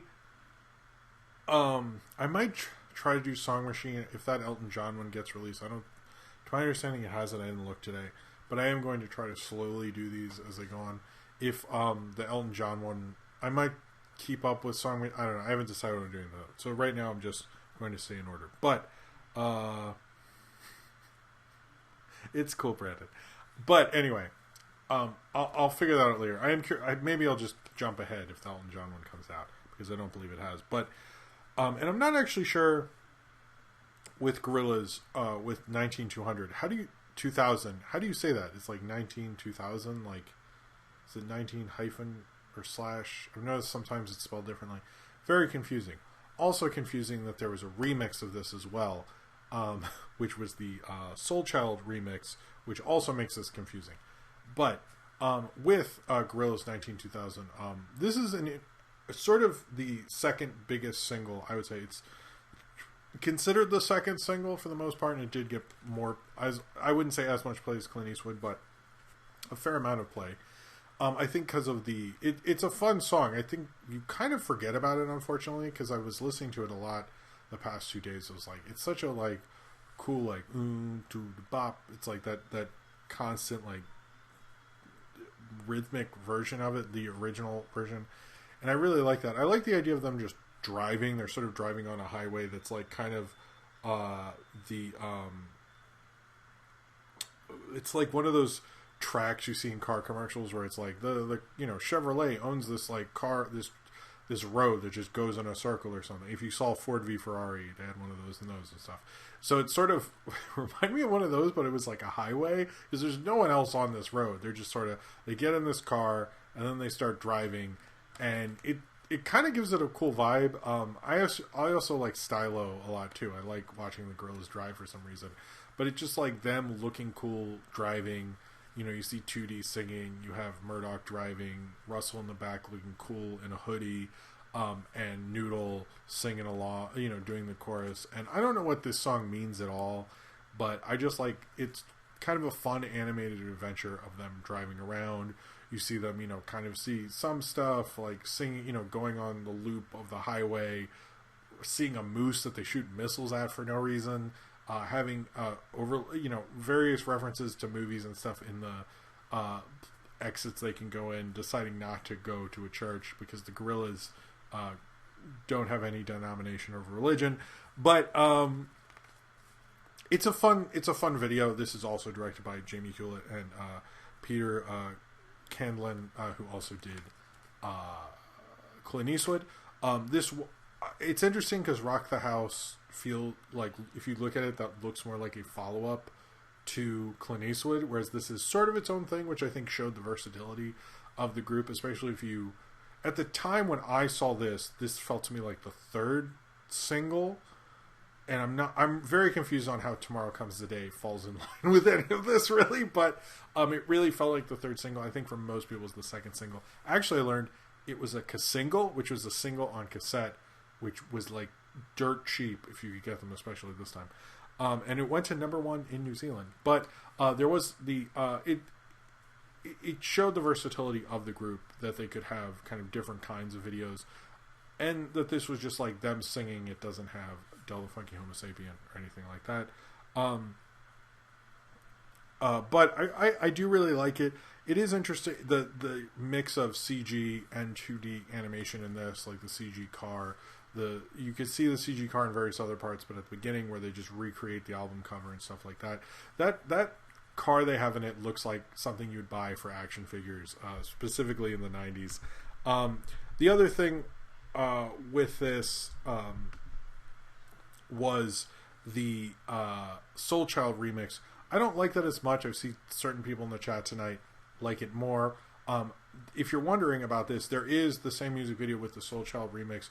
It is re-edited to fit that. If you didn't know, if you do anything with audio and editing, if you even do a different voiceover, if you do a remix of a song, you can't really place it in the same way. Even if you think you can, you really do need to re-edit it. And they did do that with that. It's shorter than the music video. I don't particularly like it as much. MTV would play both. I've heard people say they didn't. I saw both on MTV. MTV played this a fair amount, actually, which was cool because it's like kind of fun video. I like the imagery, also the monkey and its tail thing and stuff like that. This was a fun one to watch over and over again because it did make you think like, oh, maybe these Gorillaz will be around forever. That's neat. So I think that definitely helped. But you know, it's a fun kind of weird music video. I don't know if I really understand like what the point is of it, but maybe there's not a point. It's just watching them have fun. I mean, what's the point of most music videos? But watching them just sort of drive around, do loop-de-loops, and, you know, shoot missiles at a moose. Like, what else do you want in life, really? It's just a fun kind of sing-songy type of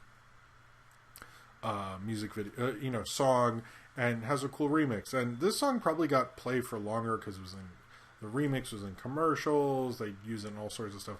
The one thing I noticed people don't talk about now, as I was someone who was older and was listening to stuff, the Gorillaz, like, they used the music in Adult Swim bumpers. They used it in, like, you know, promos for TV and stuff like that. Much like how Moby's album did and a Beck album, Midnight Vultures, did as well. At the time, you could actually make as much money off your album selling your songs to advertising as you did off singles and stuff, which Moby did very well with Play. And I remember reading Gorillaz did a little bit through this, and I remember this was one of the songs. Rock the House was another. There was a couple that you kept hearing in commercials, and particularly the Soul Child remix, which apparently they made specifically so they knew they'd have a hit song. Supposedly, they asked that guy to make the remix, so they knew they'd have a hit off of it. So this was really designed to be a hit single. It, for the most part, was. It hit the top 40 in America, which I didn't know. I didn't know it was that successful. Apparently, this album, single-wise, with a couple of singles, was very successful. But it's a good fucking album. Like, why wouldn't it be? And I think this song illustrates, like, how they're ready to be kind of cool alternative hit makers. I think that's the one interesting thing is, like, this was not a time where alternative bands were having hit singles, and you know, you have Damon Albarn doing that with like this funky hip hop fusion cartoon thing, and I think 2000, I guess, did that really well. But I also just, you know, it's a fun video at a time like this was like post 9/11 at this point when this comes out officially, I believe, or maybe it was that summer. I know I looked up the date, but I didn't really see it. Anyway, it's just a fun. Oh, interesting. I'm excited for Cornbread's question. It's just like a fun, awesome kind of jam of a song. Kind of reminds me how many awesome jams the Gorillaz really have. Because this is just like a second single kind of thing. It's the kind of single that's fun and loose, and you sometimes forget about. But I enjoyed watching this video several times. Like I don't have as many memories attached to this one, and I think maybe as I'm reviewing these, you'll see I'm less nostalgic because this was like for so long ago. I was like in high school, and I remember feeling cool having this album. Like, this is maybe one of the last albums I felt really cool having in my life. Actually, I would say the next Gorillaz album too. Man, Gorillaz make me feel cool, I guess. And I just remember blasting this with the rest of the album, and I actually do remember driving as a teenager blasting this song, and it's an incredible feeling. And this is a fun pop song, and I think it illustrates what's so great about it, because it's like, I don't know what any of this means, but I just know it's a lot of fun. So, yeah. All right, so moving on.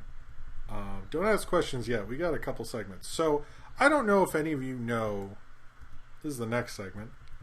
Sorry, we do a lot of segments now. I mean, I like it. I also need to release the separate videos of those other. I have a lot of those at this point, but they'll be coming out. Don't worry. Man,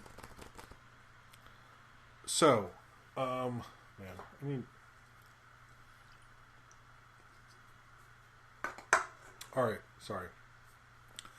So, I'm not sure how many of you know Peter Baggy's Hate, but it was a big 90s comic, particularly at the beginning of the 90s. And he was basically going to make... it was a big comic, and it was basically about like kind of two slackers. One guy called...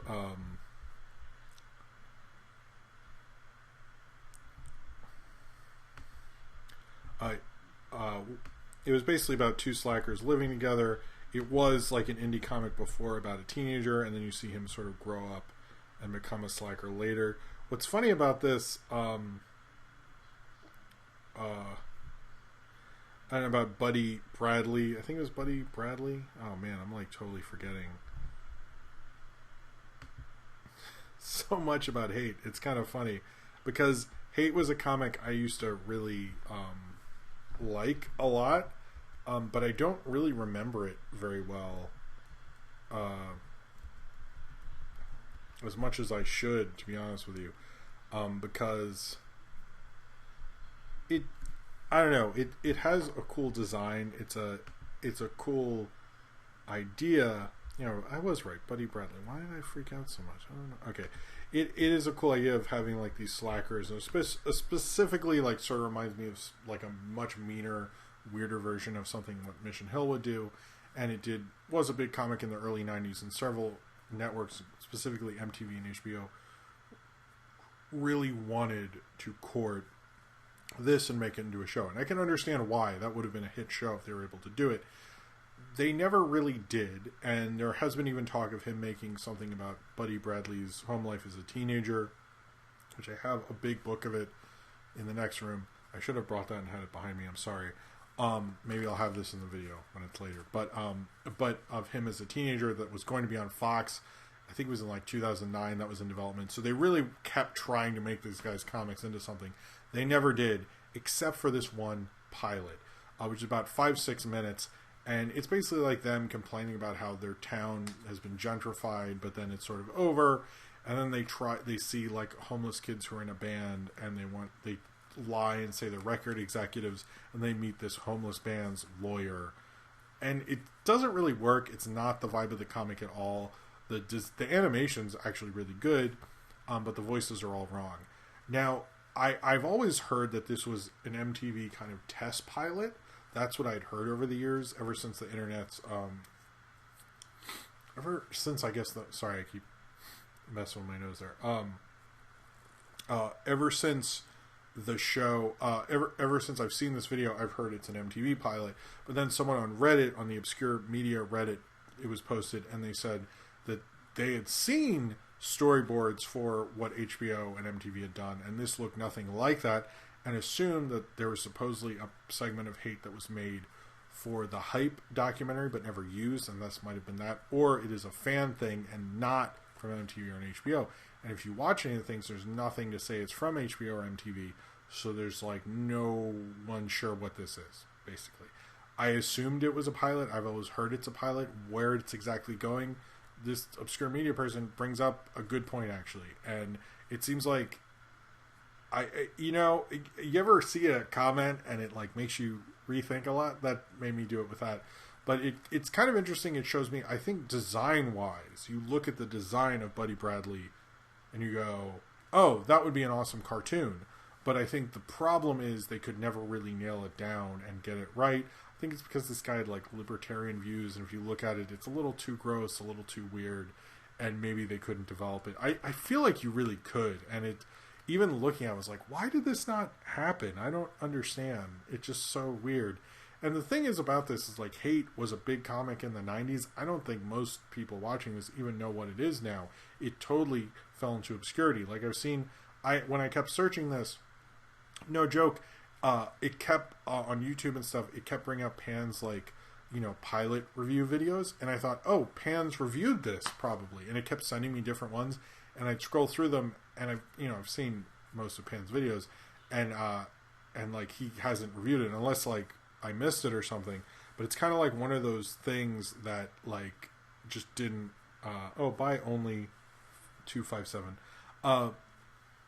just could have been something and never was, unfortunately. And it's kind of just interesting. It's like, where was this supposed to go? What was this supposed to be? And it's like kind of one of those things that you hear that was a big deal for a time, was in development, and people could have liked, but it never really became much, unfortunately. And I sort of wish it had. I have a lot of cool memories of middle school reading a lot of hate comics, even though I don't remember them much. But maybe that's, par for the course, as this thing that I have nostalgic for just for design and not for actual material turns out to a short that's not even that great. Alright, so I have a super chat before I get to HBO Max. We got to get Pan to talk about it then. I kind of was thinking that too, Nathaniel Foga. Eric Peralta, I've answered this question. I'm sorry, it's probably not going to happen. I can consider it all I want. I don't think HBO Max is asking. Sorry. But you can stop asking that now. It's okay. Okay, Will, thank you for the super chat. Cheers to you. Said, Probs missed the Peacock section, so this joke will be even more lame. But the service has recently added David Kemp's You Should Have Left for some reason. I guess it was a last-minute deal. Oh, so I can watch it on Peacock. Cool. Thank you, Will. I might do that. When it gets on Prime. I actually might, or on Peacock, I'll watch that. I actually might finish that Babysitter movie. God, that is not great.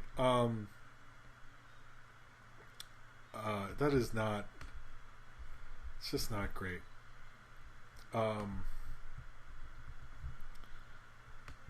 Anyway. Oh yeah, Babysitter. Sorry. Babysitter, the problem with that movie is it's sort of like a guy grew up in the 70s idea of what a cool babysitter is, but it's like now. So I'm like, this kid wouldn't like Billy Jack, and I don't know. And it's horror for people who don't like horror, but it's sort of fun. I get that why people sort of like it being on. Oh, Fred Siebert. He's a cool guy. I've met him a couple times. Tad Grunge Band appeared in the hate comic. Oh, I didn't know that. Alright, so let's get to... Let me make sure this is all set up before I get to it. Put it right there. So, I'm going to talk... Today I'm going to do HBO Max Picks. These are picks or recommendations from the streaming service HBO Max. I pick a different streaming service every week to talk about and give you picks from it. Today... Where'd phone go? Oh, phone over there. My phone got to be over there. Lame phone, lame. Oh, you're right here. Okay, sorry. I'm clearly having a day. A mood, as the kids say. Maybe I'll cut... Well, I mean, I just released these streams later. So, alright, so... I keep... You know what's funny? I keep thinking I don't know something, and then I look at the thing and I'm like, oh yeah. Exorcist remake. I don't think I did. I've heard about that before. I might not have. Alright, so anyway. So every week I pick a different streaming service to talk about during... Okay, every week I pick a different streaming service to talk about and give recommendations to. This week I picked HBO Max. I'm going to have a special guest on here, Dom Griffin, who also does a YouTube channel called the Armchair Auteur. It is actually a really great channel. Not enough people talk about it, really, unfortunately. He did a great channel called... a great channel. He did a great video about the show Mantis, which I'm actually a fan of from the 90s. It was really cool, but check out the Armchair Auteur. It is a really great YouTube channel, but he's here to give recommendations. He has some cool ones, but before we get to that, let's get into... Mantis was a cool show. Not enough people talk about it. Movie Crap Uncut. I don't know about that. Anyway, so here are my recommendations for HBO Max. They do have a plethora of stuff, and I did feel like, especially after Dom Griffith's Griffin. Why do I keep doing that? Especially after Dom Griffin's picks, I felt a little insecure. I was like, I should really try to like come up with different stuff. So I hope I try to do that within here, and get you clued into some cool ones throughout the streaming service, because they have a lot of obscure stuff, they have a lot of different stuff, they have a lot of stuff you'd forgotten about. It's actually a good streaming service. I do like it. We don't use it as much because it's like hard to hook up to the TV. It's just like a whole thing, and it's just like, get it on Roku, HBO Max. I'd love you more if you did. But we actually use it on the iPad. It still gets used, which says a lot for a streaming service that's difficult to figure out how to use, that we still use it as much in our household. But here are my picks. First off, they have The Fugitive. My wife watched it recently. I only got to watch clips of it, but The Fugitive is really great. And it's on there. If you've never seen The Fugitive, it is a remake of a TV show, and now it's a Quibi. So if you watch the Quibi, which I'm sure everyone who's watching this has, you can watch The Fugitive. They also have Class Action Park. I talked about this on a previous movie crap. I had watched it. If you've watched the Defunctland or any other YouTube videos or things about Action Park, it's a good documentary, actually, because they do it in a different way than all those that are more factually based. I'm not saying this is making up stuff. It's more of an oral history, which I think it was a smarter way to do it, because people were telling me you should see Action Park, and I was like, I don't really, like, I kept feeling I didn't want to. Then when I did, I actually liked it because it was different from all those other things. So if you feel like, I would actually recommend it. It's very much more of an oral history thing, but I thought they did a great job with it, and it gets very serious by the end. Class Action Park was really great, and that's an HBO Max exclusive. The Honeymoon Killers, which is a kind of a cool, it's actually, I believe, where Doris Roberts came from, but it's a cool film about this guy who, like, basically, like, he marries people, goes on honeymoon, or no, he's on a honeymoon with someone. Anyway, it's about two people who kill a lot of people. It's in black and white. It's a cool movie. I clearly do not remember it very well, but it's a fun movie I watched in college. I remember being a little surprised more people don't talk about it. But it's basically about a couple who, this one guy goes on kind of Lothario things with these women, and him and his girlfriend then kill people. So it's pretty neat. Not enough people talk about it. It's on there. Blood Simple is the Coen brothers' first film. It is one of the great crime movies of American cinema. If you've never seen that, that is on there. Also, on the Turner Classic Movie side, we have Giant. Giant is, I think, the last James Dean film released. It is a really great movie. It's an epic long of a film. It has Elizabeth Taylor. It has Rock Hudson. It's directed by a Hollywood director. I really like George Stevens.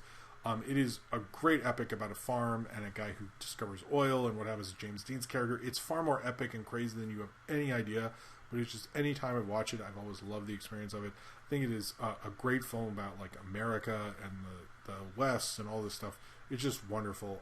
So if you've never seen Giant, it's long, but it is goddamn worth it. If you can just take time, watch an hour every day or something, definitely check out Giant. I'm a big George Stevens fan. Also, it has The Adventures of Robin Hood, which I think is one of the great Hollywood adventure films, and I really do mean that. If you're not into classic cinema, or if you're into either superhero movies or just a great adventure film, watch The Adventures of Robin Hood. If you've ever wondered why do people like Errol Flynn, it is 100% this movie. I grew up with this movie. I watched it recently for my birthday. The colors pop. It is one of the greatest films ever shot in Technicolor. It is literally amazing. It is one of the greatest films ever made. I'm not joking. I just love this movie. It is by far the greatest Errol Flynn film. It, like, towers. It's directed by Michael Curtiz. Just like you could take a bath in the amazing Technicolor. It's just, I love this film. Also, I guess everyone knows when I'm going through things. I'm just going to rattle off a few here. First, I saw tonight when I went to recheck and put some more stuff on here because I cheated. I'm sorry. The Invisible Man is now on HBO Max. Not the new one that came out in 2020, which I was just thinking, like, wow, I saw Invisible Man in theaters this year in 2020. 2020 feels long, but The Invisible Man with Elizabeth Moss, which is a great movie. I really liked it. Is on HBO Max. So if you didn't get to see it, it's on there right now. They also still have Primal. I don't think I'm doing another HBO Max recommendation until Primal premieres. So if you've not seen Primal, I think I've recommended it before, and you want to catch up, the 5 first episodes are on HBO Max. They do not have the April Fool's Day episode, but they do have the previous 5. So check those out. It is an amazing show. It just won a bunch of juried Emmys, which I think means it's better than a regular Emmy. I don't know. Anyway, they also have Off the Air. So if you really want to get into some weird surrealism with Adult Swim. I've liked Off the Air for a long time. I haven't watched any of the newer episodes, but the older episodes, I remember thinking like, wow, this is insane. I should do a review of that next time there's a time zone shift, but I guess I can't do that because I put out this on anyway. Off the Air is a favorite of mine. They also have Home Movies, which is, it's one of the great comedy drama kind of Adult Swim shows. One of the best animated sitcoms there ever has been.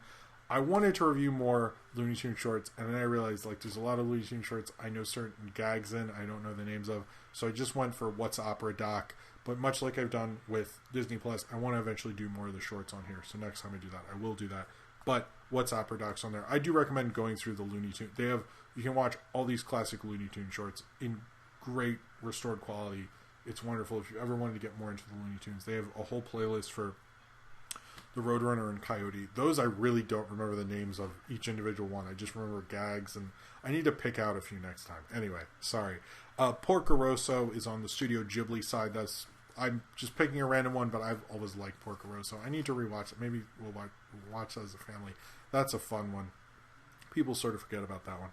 They also have American Splendor. Since we were talking about underground comics with hate, might as well talk about Harvey Pekar. I really like American Splendor. I think it's a great film. It holds up to rewatches way better than I ever thought it would. And Paul Giamatti gives a great performance. The Late Shift, which is a TV movie from HBO. They actually have it. I was so excited when I accidentally stumbled across it when I was searching for things to recommend. It is about the Jay Leno, David Letterman fight for The Late Show. It is. I've watched it so many times on Comedy Central. I don't even know if it's that good. I just grew up with it so often. You should definitely check that out. They also have Little Shop of Horrors, which is the Rick Moranis version, which, since we were talking about Rick Moranis, I thought I would recommend it. I would also say try to check out the original. It's sort of bad, but it's a comedy in itself. But watching the musical, I need to rewatch that. That's a great one. Maybe we'll rewatch that for Halloween. That's a wonderful movie, especially if they're supposedly remaking it, but whatever. And then finally, and I know everyone oh, well, I guess I have two. Then finally I have two. I know I recommend these a lot. Fast 5, it's the best Fast and Furious movie. If you ever wondered, why is the Fast and Furious, why do people ironically like this? If you've never done it, just see Fast 5, have a beer with it, you'll laugh, you'll cry. I still think it's the best Fast and Furious movie. It's a fun, dumb movie. I know I'm recommending a dumb Fast and Furious movie. You take away all my film credit or whatever. And then finally, The Sopranos is on HBO Max. It's one of the greatest dramas of all time, and you probably should have seen it at this point. So I definitely recommend seeing The Sopranos if you never have, and I'm sure most of you have, but it seems like there's more and more people who haven't. It's seriously like, it doesn't matter if you like mob stuff or not. You should check out The Sopranos. Anyway, now we're going to go to Dom, the armchair auteur, and see his HBO Max picks, and they're pretty good, and I'm excited for you to see them. And here we go. Take it away and tell us he has some good ones. I'm jealous, actually, but here you can listen to his HBO Max picks right now. Hi everyone, I'm Dom Griffin, I'm a film critic, and I'm from the Armchair Auteur. It's an ongoing video series on YouTube where I talk about movies, screenplays, story structure, things like that. So I am really happy to be here on the show, and I'm going to be talking about ideas for things you can watch on HBO Max. Now, HBO Max is, I think, one of the more underrated streaming services that's out there, for the main reason that most other competitors to HBO Max feature a lot of stuff with a big recency bias, a lot more mainstream fare, a lot of newer movies, and they tend to act like anything made like 20 years ago doesn't exist. And I think that HBO Max has a really unique blend of original content in the sense that you can find like some classic movie from the 40s right alongside something from the DC Comics branded content era. And because it's such a new service, so many people don't really realize how many good gems there are on the site. So I'm going to show you 5 movies and TV shows I think people should check out that I think you'll really dig. My first pick is the 1991 film Cast a Deadly Spell, which is sort of a film noir pastiche set in a world where magic is real. So it's a movie that I guess the elevator pitch would be like Chinatown meets Harry Potter. Fred Ward plays a private eye named H. Philip Lovecraft, who gets caught up in a whole, web of typical film noir stuff. But there's magic and, like, monsters and stuff. It is a really, really killer movie. It's directed by Martin Campbell, who reinvented the entire James Bond franchise, not once, but twice. And he brings, like, a real sort of sturdy craft to the film. And it's like a good, dramatically satisfying movie that also features a lot of fun genre stuff. And like no one talks about it. Like it's a really good movie. It's just sitting there on HBO Max to watch. If this is a Just World, it'll probably be remade today as some sort of like prestige drama. But I think more people should see it. It's truly fantastic. Over the TV side, the one I'm going to recommend is a TV series called Close Enough, which is the follow-up to J.G. Quintel's hit Cartoon Network series Regular Show. If you are a fan of Regular Show, you will like Close Enough. Regular Show is much more about the trials and tribulations of being in your early 20s and working a job you hate, whereas Close Enough transposes all those early 20-something preoccupations over to being in your 30s and starting a family and becoming an adult and a father and things of that nature. And I think it's actually a better show. There's way fewer episodes in Regular Show. There's only like 8 episodes in the service, but because the characters are like actual humans and not like animal creatures, it automatically builds in more of a sincerity of its themes, and it's still really funny. It still has the same structure as Regular Show. It still goes completely off the rails every 20 minutes, but it is a really fun show. It's really sweet, it has great voice acting, and it's one of the best things I've binged all year. Back over to the movie side, another movie I have to recommend is 2000's In the Mood for Love from writer-director Wong Kar-wai. Wong Kar-wai is one of my favorite personal filmmakers, and In the Mood for Love is arguably the best film he ever made. It is this beautifully photographed, brilliantly acted, very, very, very, very affecting romantic tragedy, and it's a perfect movie. If you're not familiar with Wong Kar-wai's work, I suppose it might make more sense for you to start by watching the film Chungking Express, which is a little more accessible, a little more fun, but In the Mood for Love is like perfect, and it's actually more indicative of the rest of his filmography, so like the fact that it's just sitting here on the service and it's like one of the best films ever made, definitely watch it. There's no way you will come out of it not crying at some point. It's a tortured love story about two people who fall in love after finding out that their significant others are having an affair, and it's just beautiful. Back to TV again, I think a really good choice of something fun you can watch and binge pretty easily is Stephen Moffat's Coupling, a BBC sitcom that is essentially the American TV show Friends if it was like an actual, really well-staged, really well-acted farce. Coupling is a really funny show, and it's actually kind of the best thing Stephen Moffat has ever written. Like, it's definitely better than everything he did on Sherlock and on Doctor Who later on in his career, because it's a lot more consistent, it's funnier, it's a little more heartfelt, and it's a lot more dramatically satisfying, in my opinion. It's sort of like what he probably should have like stuck to doing, and the cast is great, every episode's really funny, but also like really relatable and really touching and inventive. Like, they do a lot of really exciting things with the actual storytelling structure, so totally watch Coupling. Fantastic show. For my final pick, I was going to pick something from sort of the Turner Classic Movies quarter of HBO Max, because there's so many good movies from the black and white era that people from our generation maybe take for granted. But I saw a different kind of classic movie while I was scrolling through HBO Max's offerings, and that movie's Commando. Starring Arnold Schwarzenegger, Commando is essentially one of his best and dumbest movies ever. It is not very well written or directed necessarily. There's like tons of like open gaffes in the film, but it is so funny. It's so perfect. And it's one of the best things Arnold's ever done. Like, I can probably quote Commando front to backward. A lot of you can too. And if you can't, you should watch an HBO Max so you can join the hordes of people who are lowering their personal standards to enjoy this kind of movie. That's it for me. Thanks, Jim, for having me on. I hope you guys like some of these titles. Have a great day. Hey! Okay, thank you very much, Dom, for being on the show. Those were great picks. I need to check out that magic thing. That sounded actually really cool. And In the Mood for Love, and of course Close Enough. Thank you very much. Please subscribe to his channel, the Armchair Auteur. Really great YouTube channel. I really like the Mantis video itself, but he's really great. You should subscribe like right now if you haven't, and follow him on Twitter as well. He's a really great critic. I think more people should watch him. I don't know why they aren't, but they should. So I'm telling you right now, everyone should subscribe to him immediately. And those were some good recommendations. Seriously, I was jealous of his recommendations. They were good. In the Mood for Love is a classic. I was like, oh, I better up my game. I don't know. Anyway, thank you all very much for watching. Before I finish things off, a lot of people in the chat keep asking me to recommend Infinity Train. I feel like most of you who watch this channel know about Infinity Train, but if for some reason you didn't, Book 1, 2, and 3 are all on HBO Max. Try to watch them right now. Anyway, if you need something to watch, try to use these recommendations since everyone's still not entirely out of quarantine. So we have now given you some stuff to watch, to stay home and watch on one of the better, more interesting streaming services, which is HBO Max. Thank you very much for watching, and in the comments of this video, tell me something that you recommend to watch on HBO Max, and subscribe if you would like to. See, I did the thing. Now I'm going to have to do the thing. I regret doing that now. Anyway, all right. Let me see. I only have one Patreon question, and then we'll get to real questions. We're probably going to go a little late. I think we'll just end at 12:35 because I want to get. Oh, also he did coupling. Coupling's good. Why isn't that on here? Ah, fucking. That's pissed me off. Okay, hold on. Now I gotta remake the. Ugh. Okay.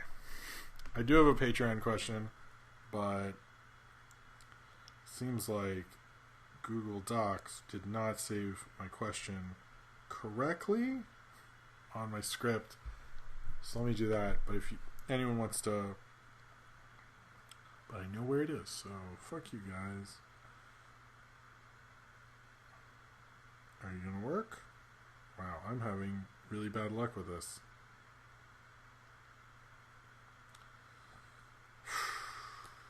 One of those days. Okay. I might just answer some questions while this loads. I'm sorry, Austin. I know this is your question. I'm very surprised. All the stupid issues I'm having. Okay. Let's see. Let's answer some questions, and then I'll get to Austin. Austin has the Patreon question. All right. So first question is from Evil Ira. Did you hear that Paramount greenlit an animated movie called Stray Dogs? It's based on a comic that's being described as Lady and the Tramp meets Silence of the Lambs. I did hear that. Man, I should have talked about that more. I don't know why I didn't. I have heard about that. It seemed like super unconfirmable because no one knows the plot of the comic. Austin, if you remember your question, it might be good to put it because nothing is loading for me. Sorry. I have heard that apparently it's a comic that's not even out, so there was a certain amount of questioning of that. Here we go. I got it. All right. Questioning if that was going to happen or how real it was. But it is cool that they're considering doing an R-rated horror film specifically, because that's something that never happens. I did hear about that. I should have talked about it. Thank you, Evil Ira, for reminding me. But it seems so loose and weird. It sounded like something that was just stuck in development, and a lot of people were kind of questioning it in general, how far it would really get. But I did hear about it. Nathaniel Foga, I'll do a Nathaniel Foga, and then I'll do Austin's question, because I finally got it. How did it initially feel about the design Ian gave you when you guys were doing Knock Force? It felt good. I liked it. It was a cool design. I don't have much questions about that. Austin says, for me, this is the Patreon question. My question for you, Jim, if you were teaching a university film animation course on animation, what are some films you would recommend to your students? I would recommend Mr. Bug Goes to Town. I would recommend the Popeye 2 Reelers, but I'd also recommend things like Raiders of the Lost Ark and some live action stuff. I actually wrote this whole long document about animated films for people who are doing live action, and live action films for people doing animation. It would be like this class that would work, because when I went to film school, animation was one thing and live action was separate, and I would do a class that was catered so each would know about the other's medium more and the history of it, and I would just play big movies that, like live action movies that would be more interested in, that would influence people in animation, and then animated films would be more interesting to people in live action. I think I said that right. So it'd be kind of like each course wouldn't be the same. But yeah, I think Raiders of the Lost Ark is a good one, actually, because it's more kind of that animation sensibility. I think Speed Racer would work in that as well. But I would try to show different kinds of films, like even Fog of War, which is a great documentary, just so you had a well-rounded film sense, because when you're creating stuff based on a visual medium, you should have a better frame of reference. So I think I answered that question right. Sorry, Austin, about all those technical difficulties. Google Docs and limited internet on the subway didn't work. Anyway, my fault. Well, it's not my fault, but anyway. Jacob Shelter, what's your favorite skit from SNL or Mad TV? No one can top them with Dear Sister, the OC parody. I've always liked Gump Fiction, maybe Wayne's World, maybe Drunk Uncle. I like the critic that Taron Killian played. I thought that was pretty good. Not Plausible says, what movie genre do you see not working well these days? Also, did you see this with genres of animation as well, be it TV or movies? What genre? Probably, sadly, Western, but I would almost say like the rom-com. Well, like what What do I not see working? Maybe period stuff I don't see working. I don't see. Content is so broad now. There's not really something that doesn't work. I do think like bands playing in concert stuff, you really, if you watch some of the older ones, there's not as much cutting and stuff, and unless you have a really compelling performer, it's really hard to do that. But I wouldn't say there's a genre that doesn't work anymore. I would say there's so much content nowadays, it's hard for something not to work or be suitable because there's so many people doing so many things with so many different genres, it's almost impossible for something not to work at this point. What service is Paul Blart on? I don't know. What? Blacksea, oh my god. Question, since you've been reviewing the Gorillaz music videos lately, I wanted to ask, will you be reviewing the G-Bit shorts that were released in 2002 that are available on YouTube? I didn't know about those. How about after I do Rock the House? I don't think that'll be next week. I think I'll take a little bit of a break, but I think I will get to those. I'll look into that. That's a good. You should put that in the suggested by Jim. That would be a good one. Zane Powers asks, "What do you think a Godfather 4 would be like?" I'm sure it would be about the kids. I think that would be dumb. I hope they never do it. What do you think, Doctor Doom? Who do you think should play Doctor Doom in the MCU from Austin? I have no clue, but someone really compelling and interesting. I would say Ben Kingsley, but I guess he already played somebody. Did you watch We Are Who We Are? The director of Call Me by Your Name. He made it. No, I didn't. Sorry. Not plausible asks, are you having, as the kids would say, a mood, or as the old people would say, a hard day's night? Probably a hard day's night. The Westerner says, what do you think the boat in the Mandalorian trailer is for? Why can't they use a spaceship? It's exciting to me. I'm assuming there's a reason, or their spaceship broke. I'm going to say their spaceship broke. Can anyone or anything kill the Grimace?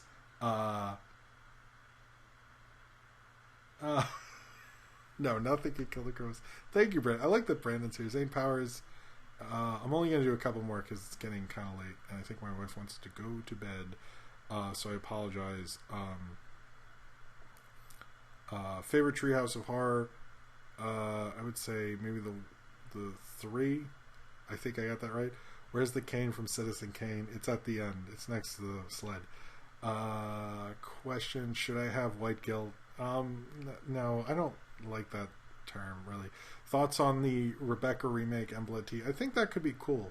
I think it'd be cool. But I don't think it'll be as good as the Hitchcock one. Daniel Fogo, did you ever have an old review you weren't pleased with how it turned out? Yeah, a lot of them. I don't think I can nail one down. You ever had the shit kicked out of you? Yes. Sodberg, can you please mention that I jogged over 100 miles this week since it was very hard and I'm really proud of it? Yes, I just did. There you go. How did you feel about the first Mission Impossible movie? I thought it was okay. It's not my favorite. And thoughts on Comedy Central's sketchy future from Balls Master 9009? I'm a little worried, but I feel like they're going to try to figure it out. But it is a little weird. I'm not sure how they're going to do it. I think that's it. I'm sorry that the questions were shorter this time. Would you ever admit that Jar Jar is a Sith Lord? No, he's not, Brandon. Stop saying that. All right. Would you ever read The Scud, the Disposable Assassin? I should. That would be cool. All right. I think that's it. I'm sorry this question section was a little shorter. And I felt a little sleepy towards the end of the show. So I apologize for all that. But thank you all for being here. Thank you for subscribing and watching and all those good things. And you guys have been great, as you always have been. And thank you for the super chats, and thank you to Dumb Griffin for being on. Check out the Armchair Auteur and all that stuff. So anyway, I'm going to go, and you all have a good night, and I will see you guys